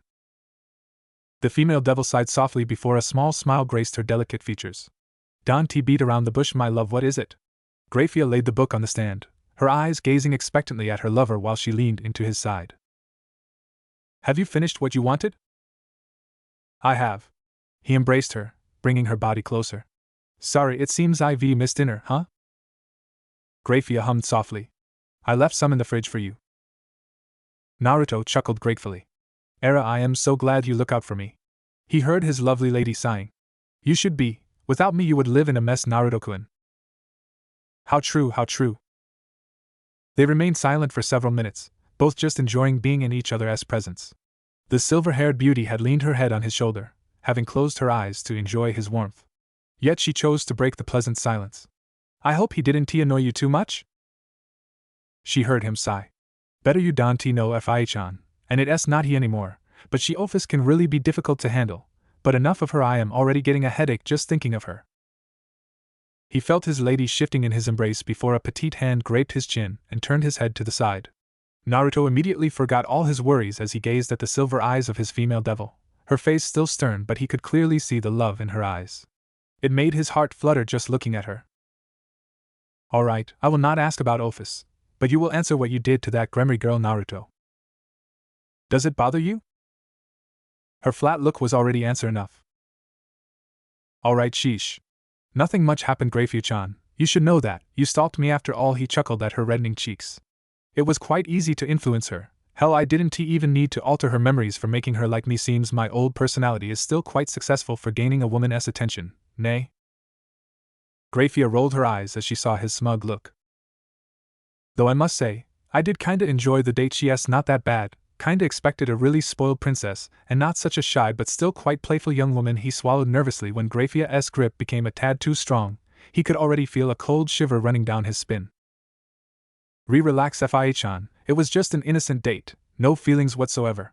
You know that I love you more than anything else, don't you? I would be lost without you. Hearing the soft voice of her lover, the silver-haired devil slowly softened her hug before a sad expression appeared on her face, making the blonde man raise an eyebrow. You had blue eyes, they were beautiful. Naruto became surprised when he heard her hesitant low voice. Grayfia-chan. You never showed them to me. The former Jinchuriki's eyes softened before he leaned towards her, planting a soft kiss on her lips. He broke the contact after less than a second to gaze lovingly at her. Fie-chan, I am sorry I didn't know that this would make you sad. I mean, it's just part of my old life now and this here is my new life. I just wanted to forget some parts of it, can you understand? I didn't know it would mean this much to you, but I thought that my new appearance, my dojutsu and the scars I got wouldn't exactly make a good first impression on the girl, and I need her for the future. Having her as a loyal follower would give us some great opportunities, Grayfia. All I can say now is that I am sorry, my love. It's just my old life, but you are my new one, so please don't be sad. Grayfia gave a weak smile. Stupid. Her lover only chuckled. Of course I am, that's one of the reasons you love me, don't you? Kissing him, the silver-haired beauty touched his forehead with hers, her silver eyes never leaving his. To be honest, she loved the eyes he had since coming to her world just as much. I love you, Naruto-kun. I love you more, my dear. Humming softly, she leaned forwards and captured his lips in another searing kiss, this one being far more passionate and aggressive. Naruto let out a happy sigh, which was being muffled by Grayfia's eager mouth. Hugging her closer to his chest, his hands then roamed over her sides and back. The two lovers were so engrossed in their lip lock that they forgot everything around them. Naruto's hand already moved to entangle her bathrobe before he remembered his successful creation. Much to Grayfia's disappointment, her lover broke the wet kiss with her. Before you make me forget again, Fie-chan, I need to show you something. Raising one of her delicate eyebrows, Grayfia licked the small string of saliva away that still connected their lips. What is it then? You told me about this peerage system. Seeing her nod, he continued. Another reason for my date with that Gremmy girl was to gain the information I needed. I needed to see the evil pieces for myself, Grayfia. They intrigued me the first time you mentioned them.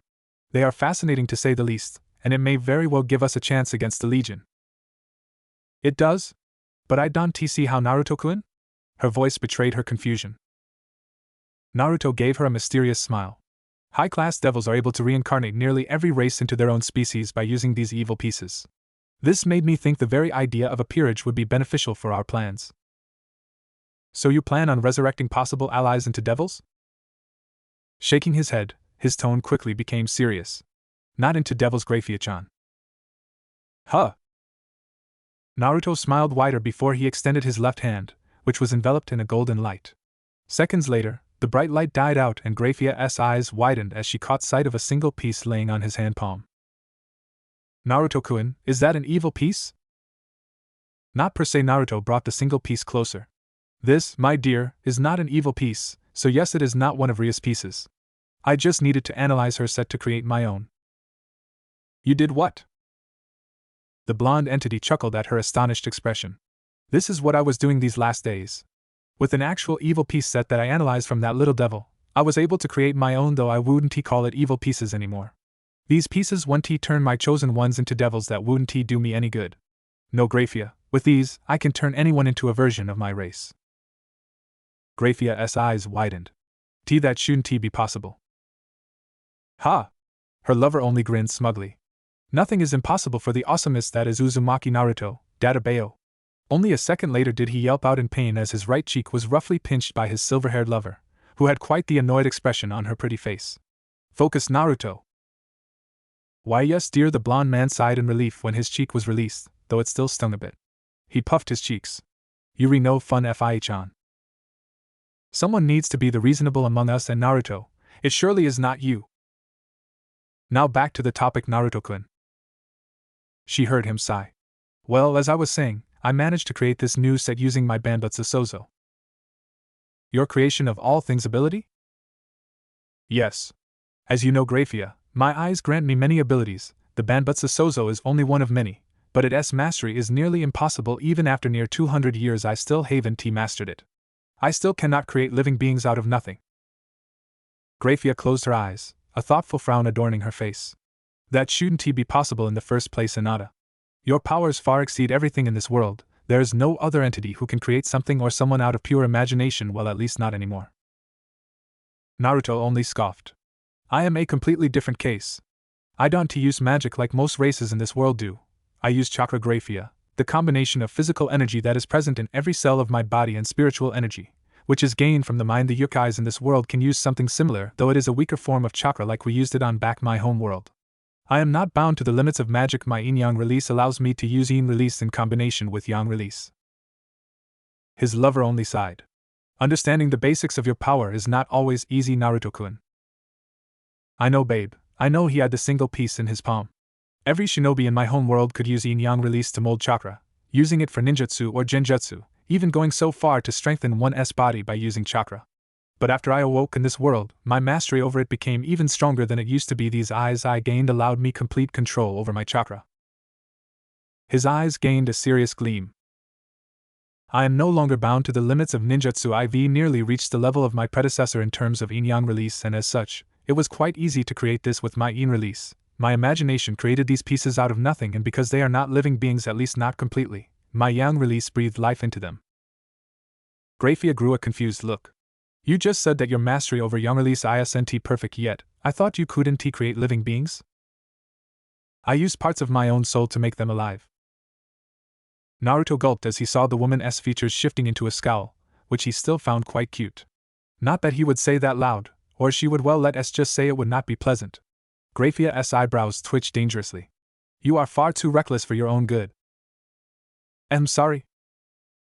Just get on with it. Right, his eyes became serious before he broke off from Grayfia's hug. The woman just looked questionably at him. Grayfia, I want you to become part of a new organization I plan to create, with the sole purpose of protecting this world from the Legion. Acting as an unseen protector, I want you to become my second in command. The silver-haired devil widened her eyes as her lover got on his knees in front of her, holding the single piece in between his fingers. She allowed herself a closer look. All in all, it seemed like a regular queen chess piece, not different from the ones her king used to reincarnate humans and other races. Although, the color was different. While evil pieces were a deep red, this one was pure white, although she could see a thin layer of purple surrounding it. Her eyes then shifted over to Naruto, who seemed quite serious. Grayfia, will you become my one and only queen?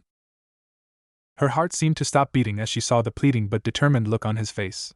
You want me to become your queen? Why? Her blonde man gave a small smile. Do you even need to ask, my dear? You know very well that I only trust one person, and that person is you, my love. You are the only reason why I have not lost myself. You were there for me when no one else was.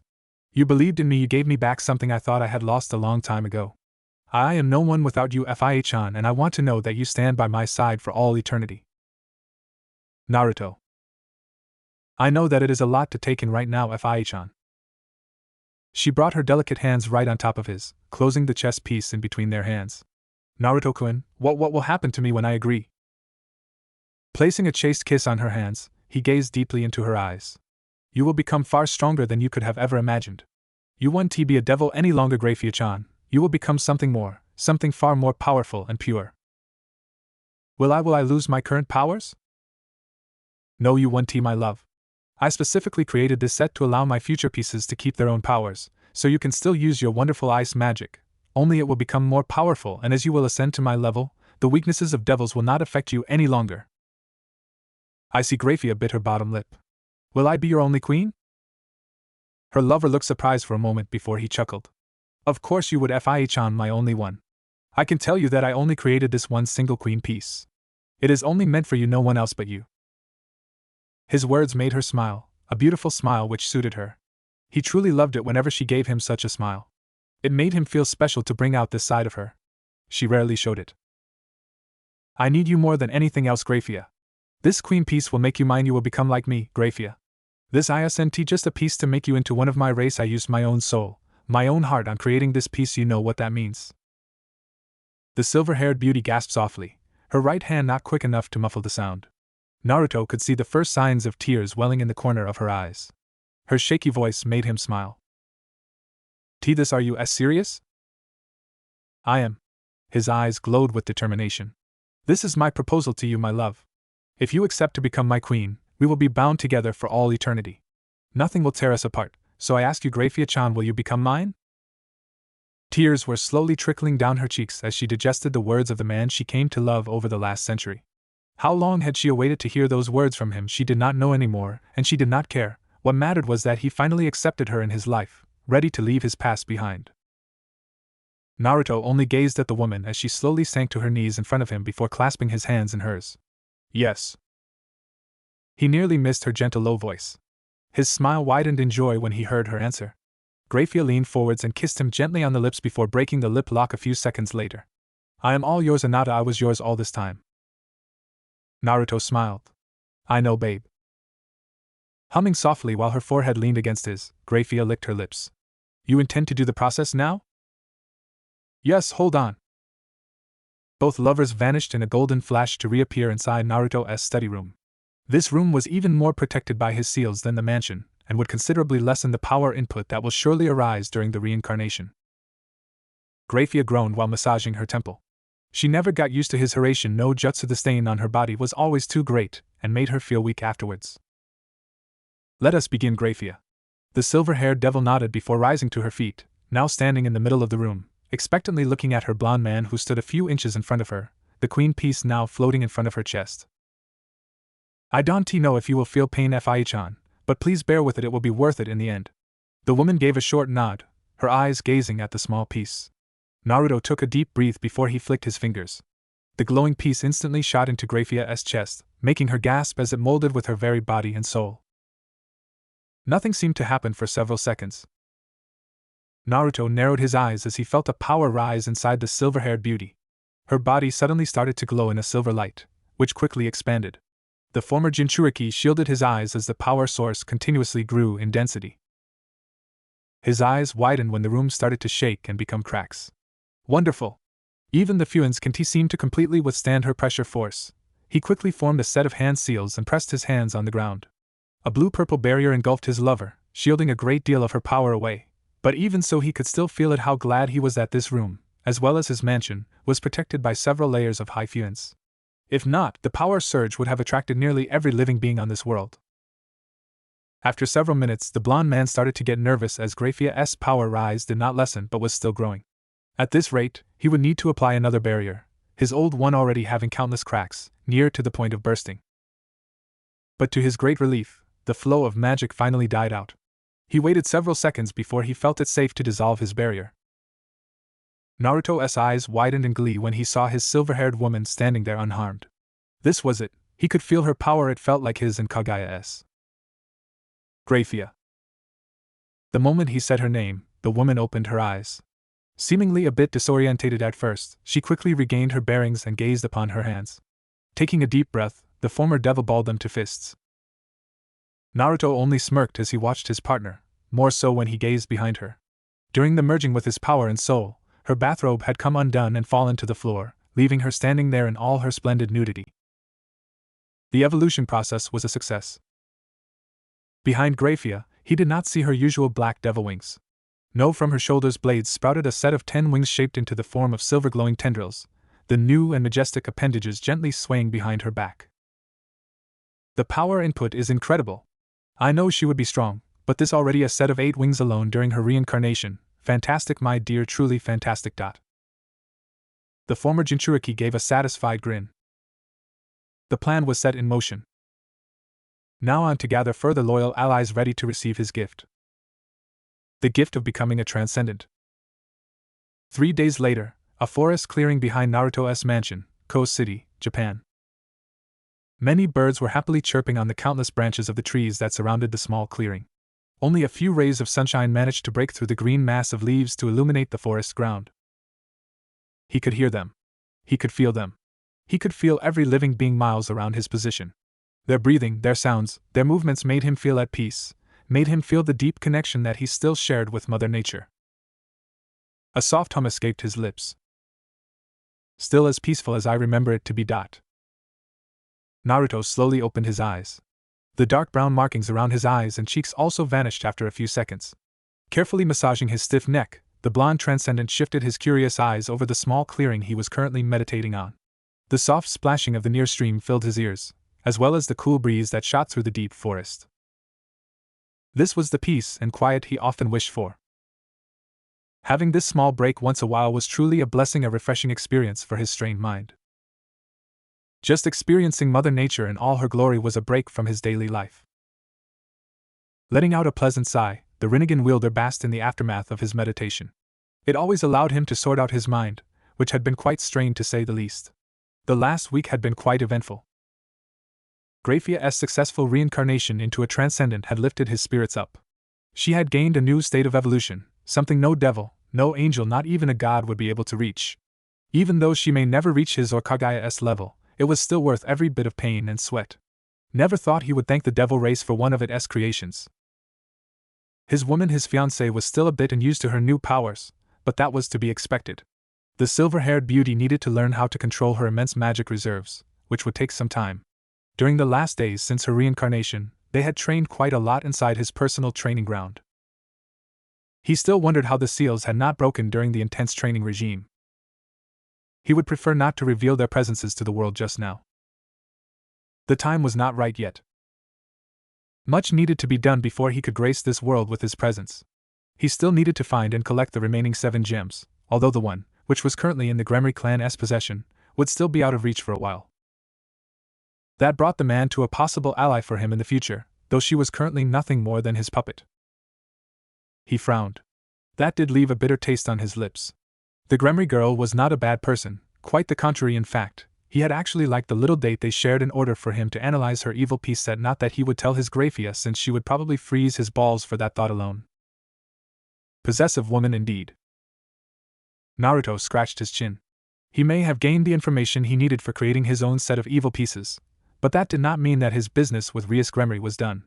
On the contrary, he needed her influence and blood to gain the 3rd gem.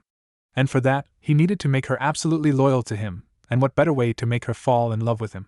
She would do everything for him in the end, even betray her own family if the time came. The former Jinchuriki sighed deeply. It still doesn't feel right. Rias also deserves some kind of happiness, but I have no choice. Protecting this world is far more important than one single little devil. Someday, I may be able to tell her the truth, but not now. It did not feel right for him to play with the feelings of a young girl like Rias, but it was for the greater good. He just hoped that the girl would not be able to awaken something inside him. It would not do well for him to develop feelings for the crimson-haired princess. The thought actually worried him. It had been the day after Grayfia's inclusion to his new peerage when he had his second date with Rias. It was quite funny if he was honest with himself, even though it was not anything special. Rias wanted to show him the city, and they spent most of the afternoon just sightseeing and shopping. Lots of shopping. He shuddered at the mere reminder. It was already bad when Grayfia took him out for shopping. Well, it is not always that bad, especially when she is purchasing some exquisite lingerie. It was probably the only time when he did not complain, making him believe that the former silver-haired devil did it on purpose just to shut his complaints. Oh well, that was a thought for another day. Back to his date, it had ended quite well, and with another attempt to kiss him. Unfortunately, he had made her believe that they had kissed at the end of their last date, and as such, Rias already seemed to consider him her boyfriend. Not a bad thing per se, but he still wanted to be a faithful lover to his fiancée, so with a quick pulse to her mind, Naruto made her fall asleep. The former Jinchuriki feared that he would have to do this every time now. He did feel bad doing this to her, but for the greater good, he would do everything if it only meant his success. He should just send one of his Kaiga Bunshin to the coming dates with Rias, as it would make things so much easier. Putting the young Gremry heiress aside, he now had to think of ways to gain new peerage members. Grayfia was his first addition, his only queen and second in command. But he needed more members who would be completely loyal to him and his cause, willing to sacrifice everything for him. The problem resided in finding such allies. Most connections he had made in this world did not have his trust, and most of them were currently undisposed to become a transcendent. Maybe he should try to be a bit more forceful regarding the allegiance of the ones he rescued 3 months ago. He had allowed most of them to live on their own, not wanting to further pull them into the war against the Legion. He thought that they had already suffered enough, seen enough of war, death, and sorrow. Naruto was sure they just wanted to forget about the destruction of their home world and not be dragged deeper into the darkness. Although, that might be impossible. It was only a matter of time before this world was discovered. They would have to fight against them whether they wanted or not, so might as well give them an actual chance to defend themselves. Maybe from now on, he should actively pursue them to gain their allegiance. Before he could further dwell in his thoughts, the blond man felt a disruption in nature. "What news do you bring?" His question was seemingly pointed at no one. Only a second passed before the ground to his left started to bulge. A pitch-black substance erupted and took the form of a humanoid upper body. The head of the newcomer lacked any visible hair, while only two yellow pupilless eyes gazed at the blonde entity. The black-colored humanoid turned his head to look around before it formed a mouth with jagged teeth, making it seem like it smiled. So Naruto's cold gaze shifted over to the creature. "What do you have to report, Zetsu?" The now named Zetsu only chuckled darkly. "A good morning to you too." Rolling his eyes, Naruto turned his stare to look up at the sky. "Just get on with it already." The black creature just chuckled. "I've got good news and bad news. Which one would you like to hear first?" "Start with the good news then." "I found the gem, which you presumed has landed in heaven. I waited for over 5 months inside the Vatican for an angel to appear. Their race barely visits the human world nowadays." Zetsu's grin fell. It was quite difficult to take control over the angel without the exorcists and cardinals noticing it, but then I was finally able to access heaven. I must say the biblical god did quite a task on securing his realm from the outside world. "So you found the gem?" "I did, or more. I managed to find out its location inside heaven. Unfortunately, the angel I took over was only a lower one, so he didn't have access to all the places." Zetsu's yellow eyes glowed. "And here the bad news start. The bijou stone is stored inside the Silver Spire, heaven's most guarded stronghold and meeting place of the seraphim, the highest-ranked angels who are currently guarding heaven's throne." Naruto's eyes darkened. "My possessed host wasn't even allowed to go near the Silver Spire, and unfortunately, I couldn't possess one of the 12 current seraphim members. There is simply no shadow in heaven which would allow me to sneak around and maybe gain possession of the stone. Maybe I am not the most suited person to infiltrate heaven." His partner had closed his eyes while listening to his report. Zetsu could see a clear frown on his face. "It seems problems just keep arising one after another, and this one is even worse than my current one. Gaining possession of the one in Gremory's care seems easier. So only a seraph is allowed into the Silver Spire. It was, yes? Troubling indeed. That is putting it mildly. During the last century none of them had even left heaven to come to the human world. It would be difficult to take over their bodies, but this way I could at least infiltrate their stronghold and enter the vault. So we need a seraph." The black creature only watched the blonde man in silence. "I suppose we need to wait for a better opportunity in the end." Opening his eyes, his Rinnegan stared into Zetsu's yellow eyes. "We leave heaven alone for now. At least we know where to find the gem. That alone is a success, so better we search for the remaining ones in the meantime." "You did good, Kawazetsu." The addressed creature only chuckled darkly. Naruto continued to glance coldly at his partner. He never trusted him in the first place, not after all that happened back during his childhood and the Fourth Shinobi War. But now he was stuck with him, and even if he did not want to admit it, Zetsu's help was essential in order to protect this world. He still did not know what Kaguya wanted to achieve by leaving Zetsu in his care. That woman was a mystery altogether. And to think that this creature could be considered her child, her creation. Sometimes his mind still found it hard to believe that Zetsu and Kaguya were behind all the wars between shinobis since their ability to draw chakra. That he was the one who controlled Obito, Madara, everyone, even Hagoromo's 2 sons in order to revive his mother someday. He was truly a cunning and twisting character. It would not do well to fully trust him.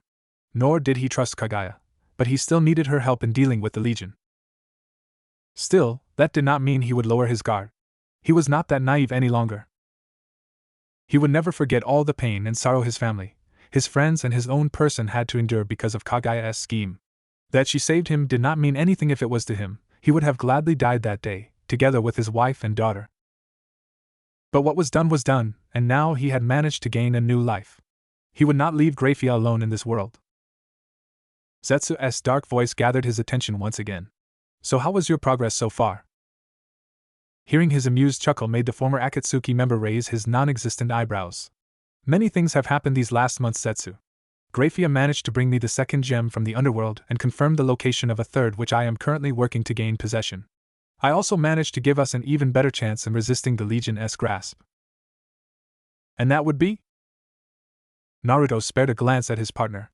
"I managed to bring Grayfia to my level. I made her a transcendent." If Zetsu was surprised, he did not show it outwards. "Interesting, I always wondered how Mother managed to evolve your body and mind to the same level as her. That gives us a great advantage over the Legion if you can reincarnate others to the same level. So that's the reason why I couldn't feel Grayfia's signature any longer. She now stands above anyone else together with yourself and Mother. Indeed, it will help us greatly. I managed to create several of those pieces for further use. Now I am only searching for ideal candidates." MMH Setsu's mouth formed a grin. At least some good news on this front. Now we already have 2 of the 9 bijou jewels. Mother will be more than pleased when she comes here. Naruto narrowed his eyes at his former enemy. Don't even believe for a second that I am doing this for Kaguya. I couldn't care less what she thinks of me, and I would truly be happy if she just left me alone. However, she is a valuable ally against them. I can't really deny her help on this matter. She saved your life that fateful day. I would have expected a bit more thankfulness. She gave you power, she brought you to her state of evolution. You cannot deny her. Ho? The former human took a deep breath. You make it sound like I owe her something. Let me say this once, Setsu. I did not ask to be saved. I did not ask for another chance to live. And even if things have slowly become better for me, I will never thank her, Zetsu. I merely tolerate her presence, nothing more, nothing less. Be careful with your next words, Naruto. My mother does not give second chances. She won't hesitate to oppose you, even though she finds you very intriguing and interesting. She won't refuse her path to true peace just because of you. Because of me, huh? I couldn't care less of her. You shouldn't forget, Zetsu. You and Kaguya are in need of my help, aren't you? Personally, I don't need the gems as much as you. They are only memories to me, but for your dear Kaguya, they are far more valuable. I know what happened to her after she had sent me to this world. I know she lost a great deal of her power in fighting the Legion. She needs the stones to gain her true power again, huh? His Rinnegan seemed to glow. I am currently far stronger than Kaguya, so she can make me her plaything. I will never be her puppet. I will not do the same mistake again. Setsu remained silent for several seconds, his yellow eyes never leaving his. So you still haven't realized? Realized what? My mother likes you. Silence. Naruto actually needed a few seconds to digest the said words, not sure if he had heard correctly. See, come again? Setsu gave an amused chuckle. You've heard well enough.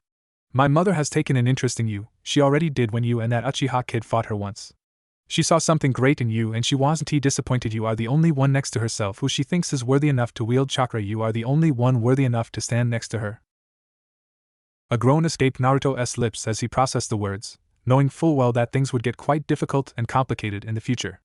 I truly wonder who is more troublesome, Office or Kaguya. Oh, I can already feel one hell of a headache coming. Setsu only watched his partner, his eyes deprived of emotions. He could still hear his mother's voice inside his mind. She needed this man in front of him. He was her chosen one. And as her child, Setsu would do everything so that his mother would be able to stand up to her future mate. Several hours later, old school building of Ko Academy. It was dark inside the spacious room of the former school building of Ko Academy, only a few candles and the disappearing rays of sunshine bringing some light to illuminate the chamber, which was built in quite a particular style. A wooden paneled floor with 2 Victorian-style couches surrounding a simple low table stood in the middle of the room, which walls were covered with many expensive pictures. A wooden desk was placed at the end of the large chamber. Rhea simply looked outside of the window, enjoying the sunset that bathed nature in such a lovely orange-red light. It was beautiful. The crimson-haired princess had her head leaned on her right-hand palm while she sat at her desk. It had been quite a long day for her. Normal school took always quite some time to finish, and afterwards, she needed to research and study everything there was to know about the underworld or the supernatural in general. It was quite a good thing that her family managed to purchase this old building, so that their daughter had an operation base to manage her territory, namely the city of Ko. And at the same time, it was also her home while she was here in the human world, as well as the meeting place for her young peerage. Rhea sighed. Yes, she always had a busy day plan, more so when there was a stray devil to kill. But during the last few weeks, there were other things on her mind. Firstly, to reincarnate Hayato Issei into one of her servants, and secondly, since roughly 1 week, her boyfriend Naruto Uzumaki. Boyfriend, the word left quite a pleasant taste on her lips if she was honest with herself. The young woman gave a dreamy sigh as she thought of the blonde-haired man that came into her life. It seemed like he came out of nowhere, and he made her feel like nothing she ever experienced before. If she did not know any better, one could think that she was slowly falling in love with the ever-cheerful blonde man. She, the heiress to the Gremory house, was falling in love with a simple human. She wondered what her family would think of her, especially since she was already engaged to another heir of a royal house. Quickly shaking her head, Rias tried not to think about him right now. She still had some time to sort things out. Still time to change her future. Suddenly, the magic transportation circle on the other side of her clubroom glowed bright red, and seconds later did a figure manifest inside the circle. Ria's eyes shifted over to the newcomer, her composure relaxed as she saw the familiar form of her queen. I am back, Bucho. The crimson-haired devil gave a slight nod. Did you fulfill the contract with your client? Of course, Bucho. With a wide smile, the female devil walked across the room to stand in front of her master's desk, her eyebrows slightly raised as she saw the soft, dreamy look on her face. Although she should be used to it by now, her crimson-haired king wore the same expression nearly all day since her first meeting with this mysterious Naruto person. She would really love to meet him, but her king just kept avoiding her. Please, such a selfish king she had. Era, is Bucho already thinking of her favorite boy toy? Ria's face immediately turned bright red, her eyes showing her anger as she glared at her queen. Do not even start about Naruto-kun again, Akino. The young king crossed her arms underneath her chest, showing her servant that she was not pleased with the start of their conversion. Era, my bad, Bucho. Maybe you just fear that you'll lose your boy toy to me should you decide to introduce him to your peerage. I could make it worth for him, and show him pleasure and pain, mostly pain. Akino. Rias growled the name of her queen, her eyes narrowed to dangerous levels. Akino Himejima, her trusted queen and best friend. She was the same age as Rias and also a student of Ko Academy. Much to her king's dismay and her own amusement, Akino had a far more curvaceous figure than the crimson-haired devil, mostly thanks to her fallen angel blood. Even though Rias counted as the most beautiful girl of her school, her best friend earned more points in regards to sex appeal. Her queen had raven black hair, which she kept tied in a long ponytail with an orange ribbon, her ponytail nearly reaching the ground. She had beautiful violet eyes and flawless pale skin, her delicate facial features making her natural beauty stand out even more. Just like her master and friend, she wore the typical Ko Academy uniform, which did nothing to hide her impressive bust and hips. Even though she often cursed her friend for her curves and bold personality, Akino was still her best friend and most trusted servant. Rias had known her now for nearly 6 years and she was the first member of her peerage. The Priestess of Thunder, that was her name among the populace of the underworld. But right now, she was a giant pain and tease to her. Since her relationship with Naruto, the crimson-haired devil was teased nearly on daily basis by her queen. It started to get quite annoying, if she may say so. Her best friend was always trying to pry more information about her boyfriend out. But till now, Rias had always managed to shake off her queen's questions. It would not do well if her seductive servant came to meet her first boyfriend. She just knew that Akino would try something on him, if only just to annoy her. The black-haired queen placed her right hand on her cheek, a small blush on her face while she smiled innocently. My apologies, Bucho. I tend to lose myself when I think of your Naruto-kun. Maybe I should stalk you on one of your dates just to meet him afterwards and pry him off your grasp, and into the arms of a real woman, nay? Leaning back into her chair, Rias gave a tired sigh, though her face still held a displeased expression. Stop it now, Akino. What I do in my private time is of no concern to you, nor should it concern you with who I go out. Era. The playful smile on Akino's lips slowly vanished, the queen now looking at her king with a serious expression. Rias, I am concerned for you. You are my king, my best friend, and here you go and start to fall for a simple human. Even if this Naruto is such a good person and makes you happy, he is still but a human. Nothing good will come out if you continue this relationship with him. I don't want to see you in pain, Rias. The Gremry heiress softened her glare as she took in the words of her best friend. Giving a deep sigh, she turned her head to look out the window. I know, Akino, I know. It's just I feel so happy right now, like I finally managed to find the piece to complete me. Naruto-kun, I don't want to lose him. Rias. I am falling in love with him, Akino. At least I think I do. It's something I've never felt before, but I just know it. You're right, it may not end well for us, but I just need to try and make something out of us. Akino raised one of her delicate eyebrows. You plan on making him one of your servants? Her king only bit her bottom lip.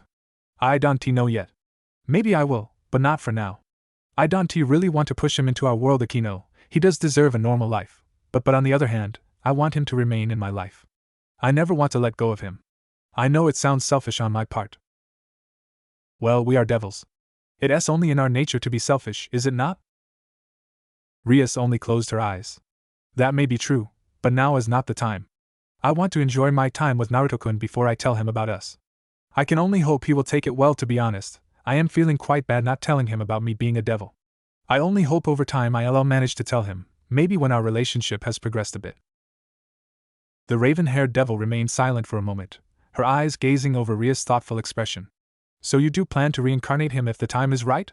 Era Bucho, I still wonder why you haven't tried to visit him during the night, giving him one of your special sleepovers. I am sure he wouldn't mind much. Akino, the crimson-haired woman's cheeks flushed a deep red as she heard her friend's giggle. I am sure the time isn't right yet. We are dating for a week now, surely trying to sleep with him may be a bit too early or not. And even if I would like to, I still don't know where he actually lives. Ho? He never showed you his home? You didn't even send your familiar to spy on him? Huffing, the Gremry heiress glared at her best friend. Of course not, Akino. What Naruto-kun and myself have is something serious. I don't want to break his privacy. And I only know where he works during the day. After our dates, he always brings me home, so I haven't had the chance to see his own home. When the time is right, Naruto-kun will show it to me, I am sure of it. Furrowing her eyebrows, Akino gazed out of the window, seeing how the last ray of sunshine vanished. Still, I don't know why you wait to have him become one of your servants? I mean, Rias, you may have not that much time left, and you know it. You should start completing your peerage before it may be too late. In response to her queen's words, Rias frowned.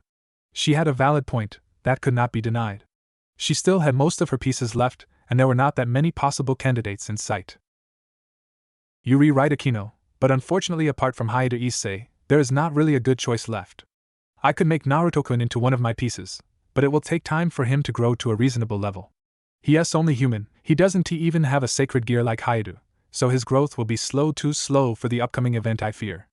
Issei seems to be the only choice I have, especially if he truly wields one of the 13 Longinus. He will be a valuable asset if we can train him. Rias looked at her servant. Speaking of him, any news about Issei? Smiling with closed eyes, Akino crossed her hands over her lap. Hi Bucho. It seems the fallen angels really are after Issei-san. Kaneko and Kiba saw some of them spying on him. They may be after his sacred gear, maybe even here to kill him. We should contact him soon, Bucho, before they make their move on him. Licking her dry lips, the crimson-haired devil stood up from her chair and walked over to the window, gazing out at the darkening sky. Yes, we should, or feeling Akino's questioning gaze on her back, Rias scratched her chin and thought. Maybe we could make use of the fallen angel's interest in Issei. If they truly try to kill him, I could resurrect him. On the verge of death, he wouldn't have a choice but to become my servant, though this doesn't suit me. I can't let this possibility go wasted, Akino. I need Issei's sacred gear for my future, and he wouldn't object much, I think. There are many more worse fates possible.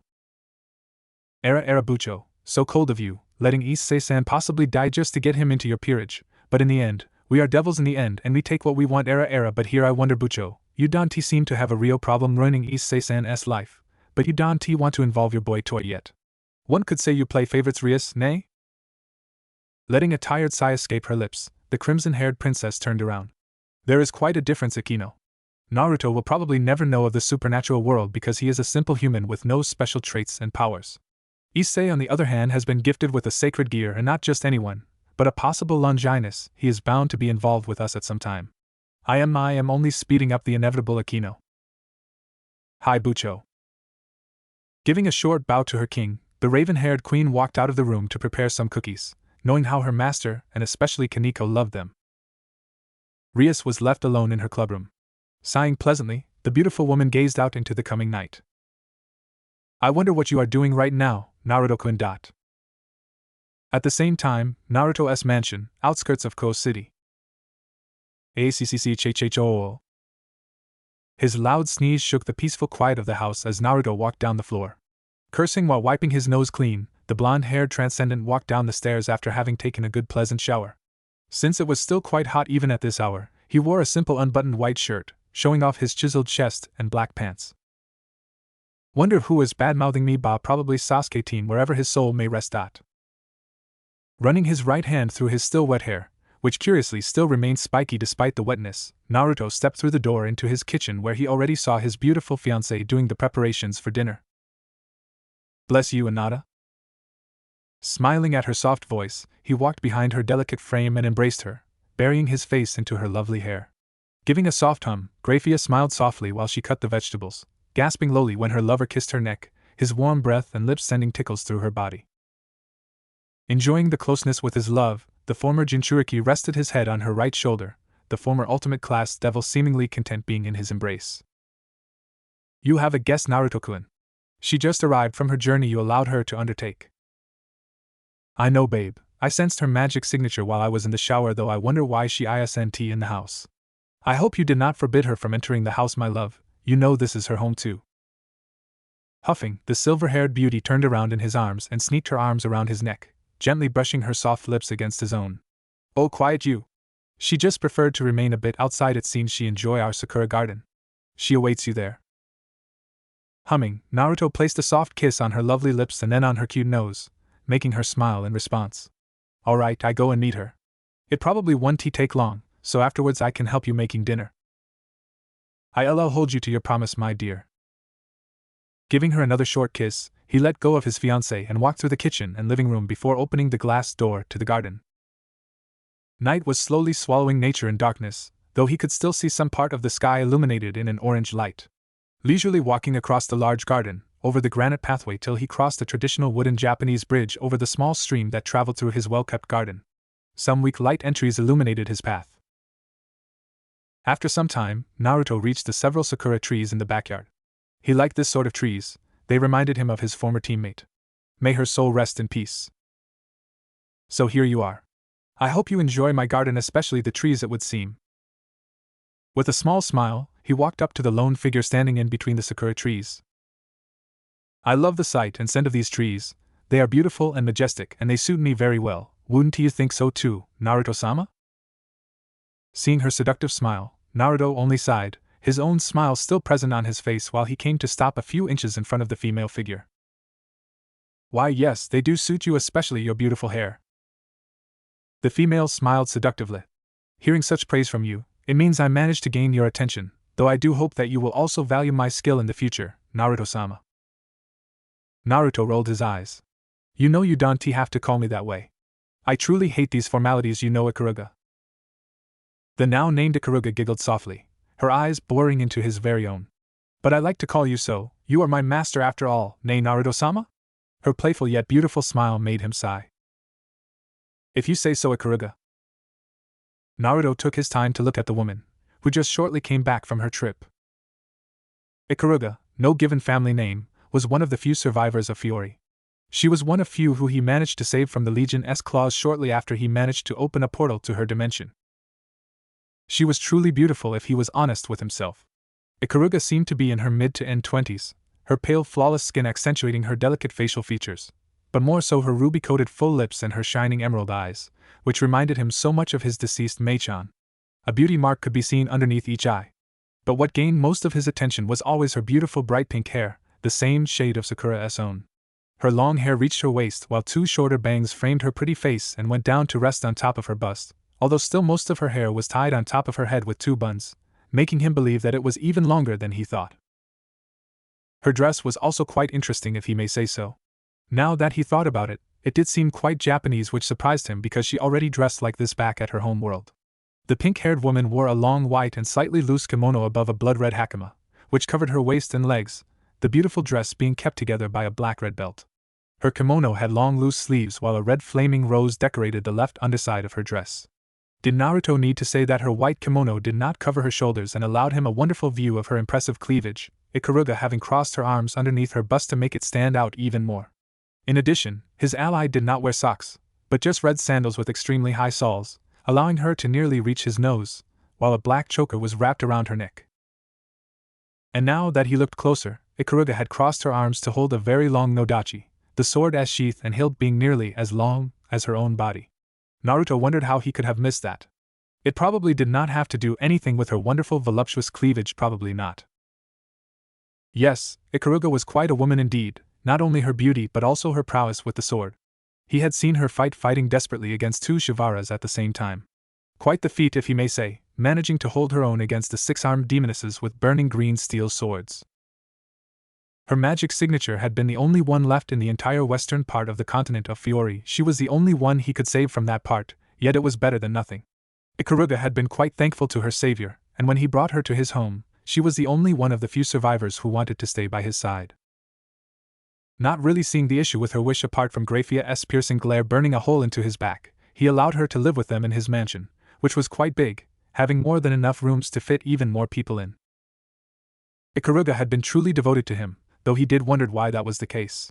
Sure, he had saved her from certain death, but that alone should not really have made her this loyal to him.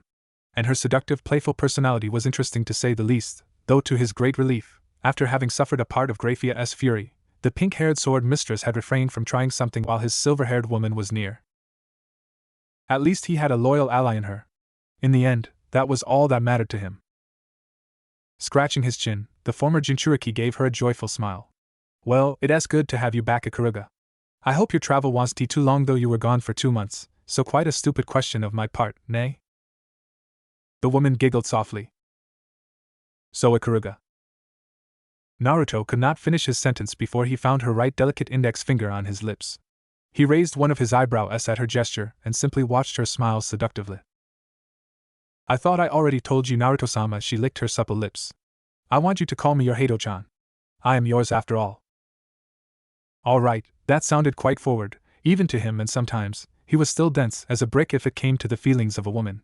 He gave a gentle hum as Ikaruga's right hand moved to caress his left cheek. You know, Ikaruga, I mean Hato-chan. The former Fiori mage smiled happily. Calling you my little dove is, how should I put this, a bit too cheeky perhaps. People might think the wrong things. Flashing him a beautiful sultry smile, Ikaruga hummed. Then let them think what they want, Naruto-sama. Maybe their assumptions may prove to be correct after all, ne Naruto-sama. Oh boy, this seemed to go out of control now. Better stop her now before she actually managed to seduce him, better not risk Grayfia's wrath, or he could kiss his balls and then his life goodbye. Not really the future he hoped to achieve. Taking the petite hand, which caressed his cheek, in his own, the blonde man brought her back to his owner, the woman giving a disappointed sigh at his action. Now that the pleasantries are over, I am glad you're finally home. Though 2 months had been quite a long time to travel the world, I suspected you would come home earlier. Naruto's purple eyes bored deeply inside Ikaruga's shining emerald ones. Naruto-sama, did you miss me so much? It could not be helped in the end. My travels took more time than I thought, and I wanted to bring you something special, something you seem to desire. Something you seem to search for quite some time now. Her smile grew as she saw his eyes widening. Did you find another one? Instead of answering, Ikaruga simply smiled before sliding her right hand into her cleavage, making him flush a bit and her giggle in response. Naruto tried to focus his attention, but it was quite a hard task if he was honest.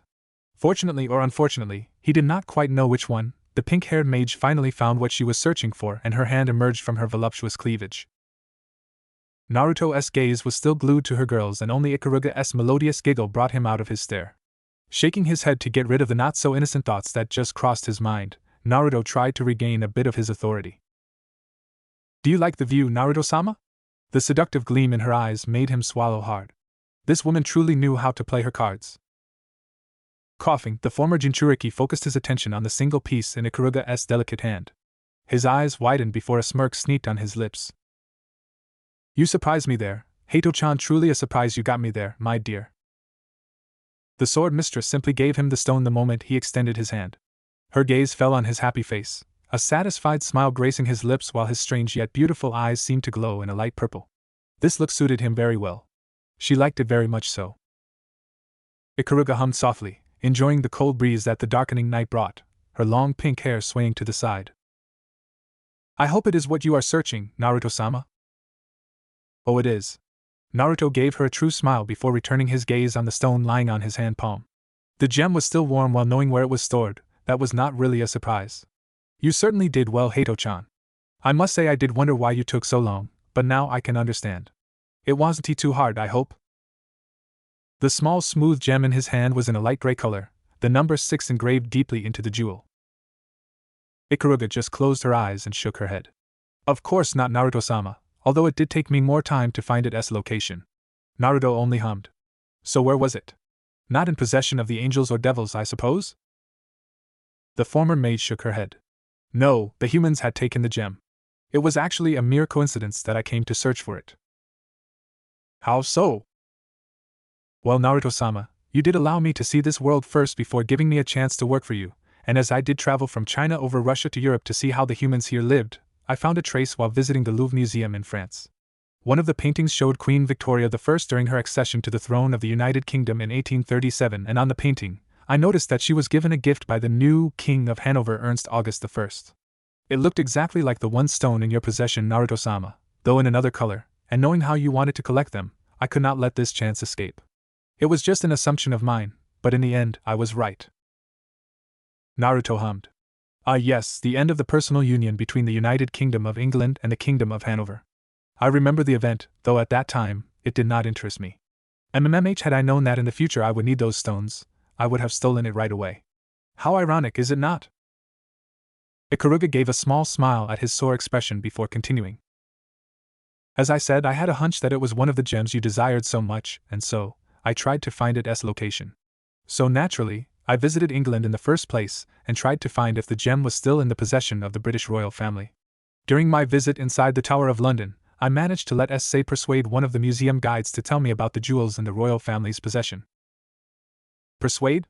Naruto did not sound too convinced with the word, more so when the young woman smirked. I have my ways, Naruto-sama. I bet you do. Not minding his skeptical look, Ikaruga continued with her tale. I found out that many jewels, that were stored inside the tower, were actually sent over the Atlantic Ocean to the United States of America, to preserve them from being destroyed due to the constant air raids in World War II. Naruto narrowed his eyes before widening them, a small sigh escaping his lips now that he placed the puzzles together. So you were behind the raid on Fort Knox, were you not?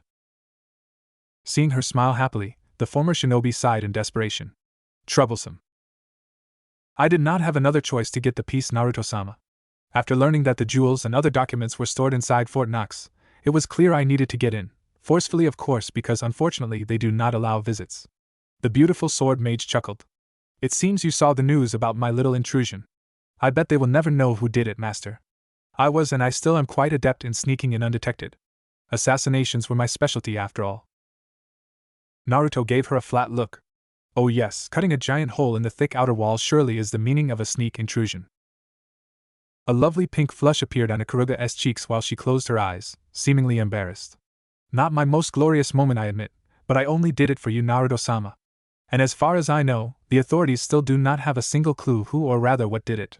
This is completely out of their comprehension, so you have nothing to fear, especially not from the humans of this world. UV got a valid point. Still, I preferred whatever. What matters is that you managed to get the gem in the end, so this little incident does not matter in fact. Especially since they do not seem to know that something was stolen in the first place. Thank you for your praises, Naruto-sama. The Transcendent gave her a small smile. You did quite well, Hato-chan, not even in my services yet, and already you managed to bring me something invaluable. I am more than impressed and satisfied with your intention to help me. I didn't quite expect this, I must say. Ikaruga's pretty face turned serious before she gave him a small, elegant bow. I hope I pleased you.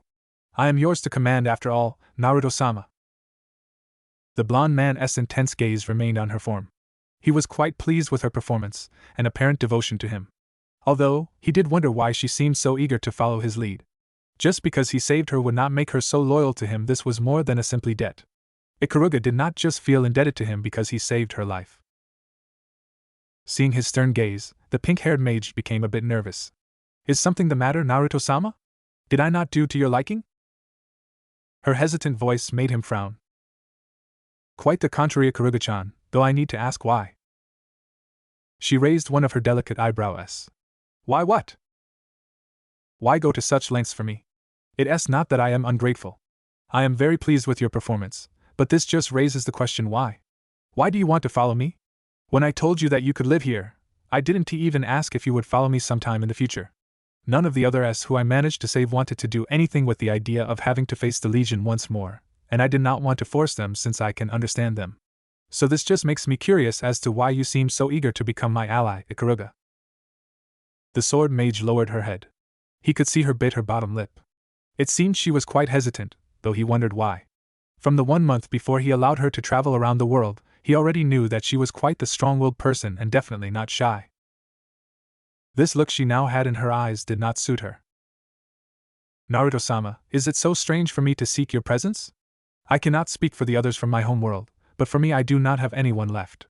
If not for your offer, I would not even have a place I could call home. Her voice became very low. I won't lie to you, Naruto-sama. I am not eager to fight against them another time. I already know what to expect, but I also know that it will be inevitable, will it not? The least I could do is to pledge my loyalty to you, Naruto-sama. My sword will be yours to command. I will follow you to whatever end the future holds for us. Naruto only looked at her before he stepped closer to her and took her chin in his free hand, making the woman look at him. Are you sure about this, Ikaruga-chan? There will be no more turning back after you pledge yourself to me. I know, Naruto-sama. Her eyes held a determined gleam. I know what I want, and that is to stand by your side. I want to leave you, never you gave me so much, you do not even know how much, Naruto-sama. You accepted me despite my past as a dark mage, you never accused me of all the assassinations I did in my past life. I did not expect you to understand my situation, but you did. You never saw me in a different light despite knowing what I did. That was more than most did for me. Breaking the contact with her smooth cheek, the blonde transcendent hummed, his eyes never leaving the woman's own pair. You seem surprised that I could accept you so easily, huh? I told you that my former profession was quite similar to yours, Ikaruga-chan. The life of a shinobi, death, sabotages and assassinations, they were quite common during my days, though to be honest with you, I didn't really participate in any assassination missions.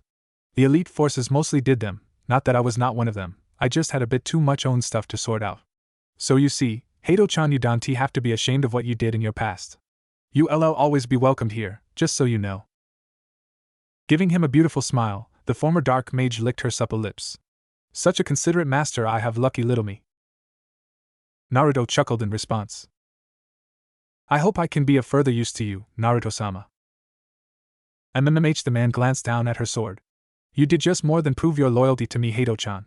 I can see a reason why not, especially since I decided to gain yours and the other mages' support after all. So tell me, Ikaruga-chan, how do your sword techniques come along? Is your sword functional again? The pink-haired woman smiled softly and looked down at her sword, which she held in between her crossed arms. The sword was called Mugetsu Ryu, if he remembered correctly. It was a beautiful-looking nodachi, if he was honest, the weapon being almost as long as its wielder. The sheath was in a deep red color with a red-black handguard, while the long yellow-red hilt was decorated with golden metallic plates, which ended in an ornate carved pommel. A powerful sword indeed. It goes well, Naruto-sama, another reason why I decided to follow you. You gave me back my nodachi. You repaired it, made it whole again. This nodachi is my most precious possession, Naruto-sama, the last heirloom of my father. She caressed the beautiful ornate hilt. The last and only thing I got from my father before he was killed during my 6th birthday. If it was not for you, I would still be but a broken shell. During these last 7.5 years, it had lost most of its power, and in turn dulled my abilities. It was a pain, to be honest, losing my most powerful weapon in swordsmanship just because of one lost battle. I still cannot thank you enough, Naruto-sama. He waved her thankful smile off, though he could not quite pinpoint the gleam in her eyes. She would not try anything with Grayfia on his side, would she? So what is the plan, master? Naruto remained silent for a few seconds before slowly, a smirk formed on his lips. Say, Hato-chan, what would you say to become my knight, nay, my lovely sword mistress? The former Jinchuriki chuckled at her confused gaze. Do not worry, I'll explain it to you after dinner. Nodding, Ikaruga then gave a seductive smile to the man before she leaned forwards. Naruto was stunned when she pressed her soft lips against the corner of his mouth before breaking the contact a second after. Seeing his still stunned expression, the beautiful sword mage giggled before she moved past him, sending him one last glance. I hold you to that, Naruto-sama, but before dinner, I would like to take a shower. Just giving a simple nod, the former Fiori mage walked to the mansion, though she did feel Naruto's gaze on her back, making her smile. The transcendent being could only watch his new peerage member walking away, his eyes never leaving the sway of her shapely hips. That woman, her personality reminds me a bit of Mei-chan. Kami knows she was just as seductive and flirty with me. Sighing deeply, he took a moment to gaze at the gem Ikaruga managed to bring him. Now 3 are in our possession, only 6 to go. Storing the jewel inside his pocket, the former shinobi slowly walked back to the house, intending to help his fiancée with dinner. I just hope that Fie-chan doesn't notice Ikaruga's intentions gonna be a pain to keep her from freezing my newest member. I swear that woman has a sixth sense when it comes to such situations. Stepping into the kitchen, he could already smell the delicious scent of steak and potatoes. Guess he was longer outside than he thought. Still left me some work to do, I hope? Grayfia only hummed and pointed to the salad. Giving an amused smile, he went to work. Good, at least she doesn't suspect anything. Luck seems to be on my side for once. The silver-haired beauty turned to face her lover. Her impassive expression quickly turned into an annoyed one. Naruto gulped audibly as he saw the slight twitch of her right eyebrow. Anada?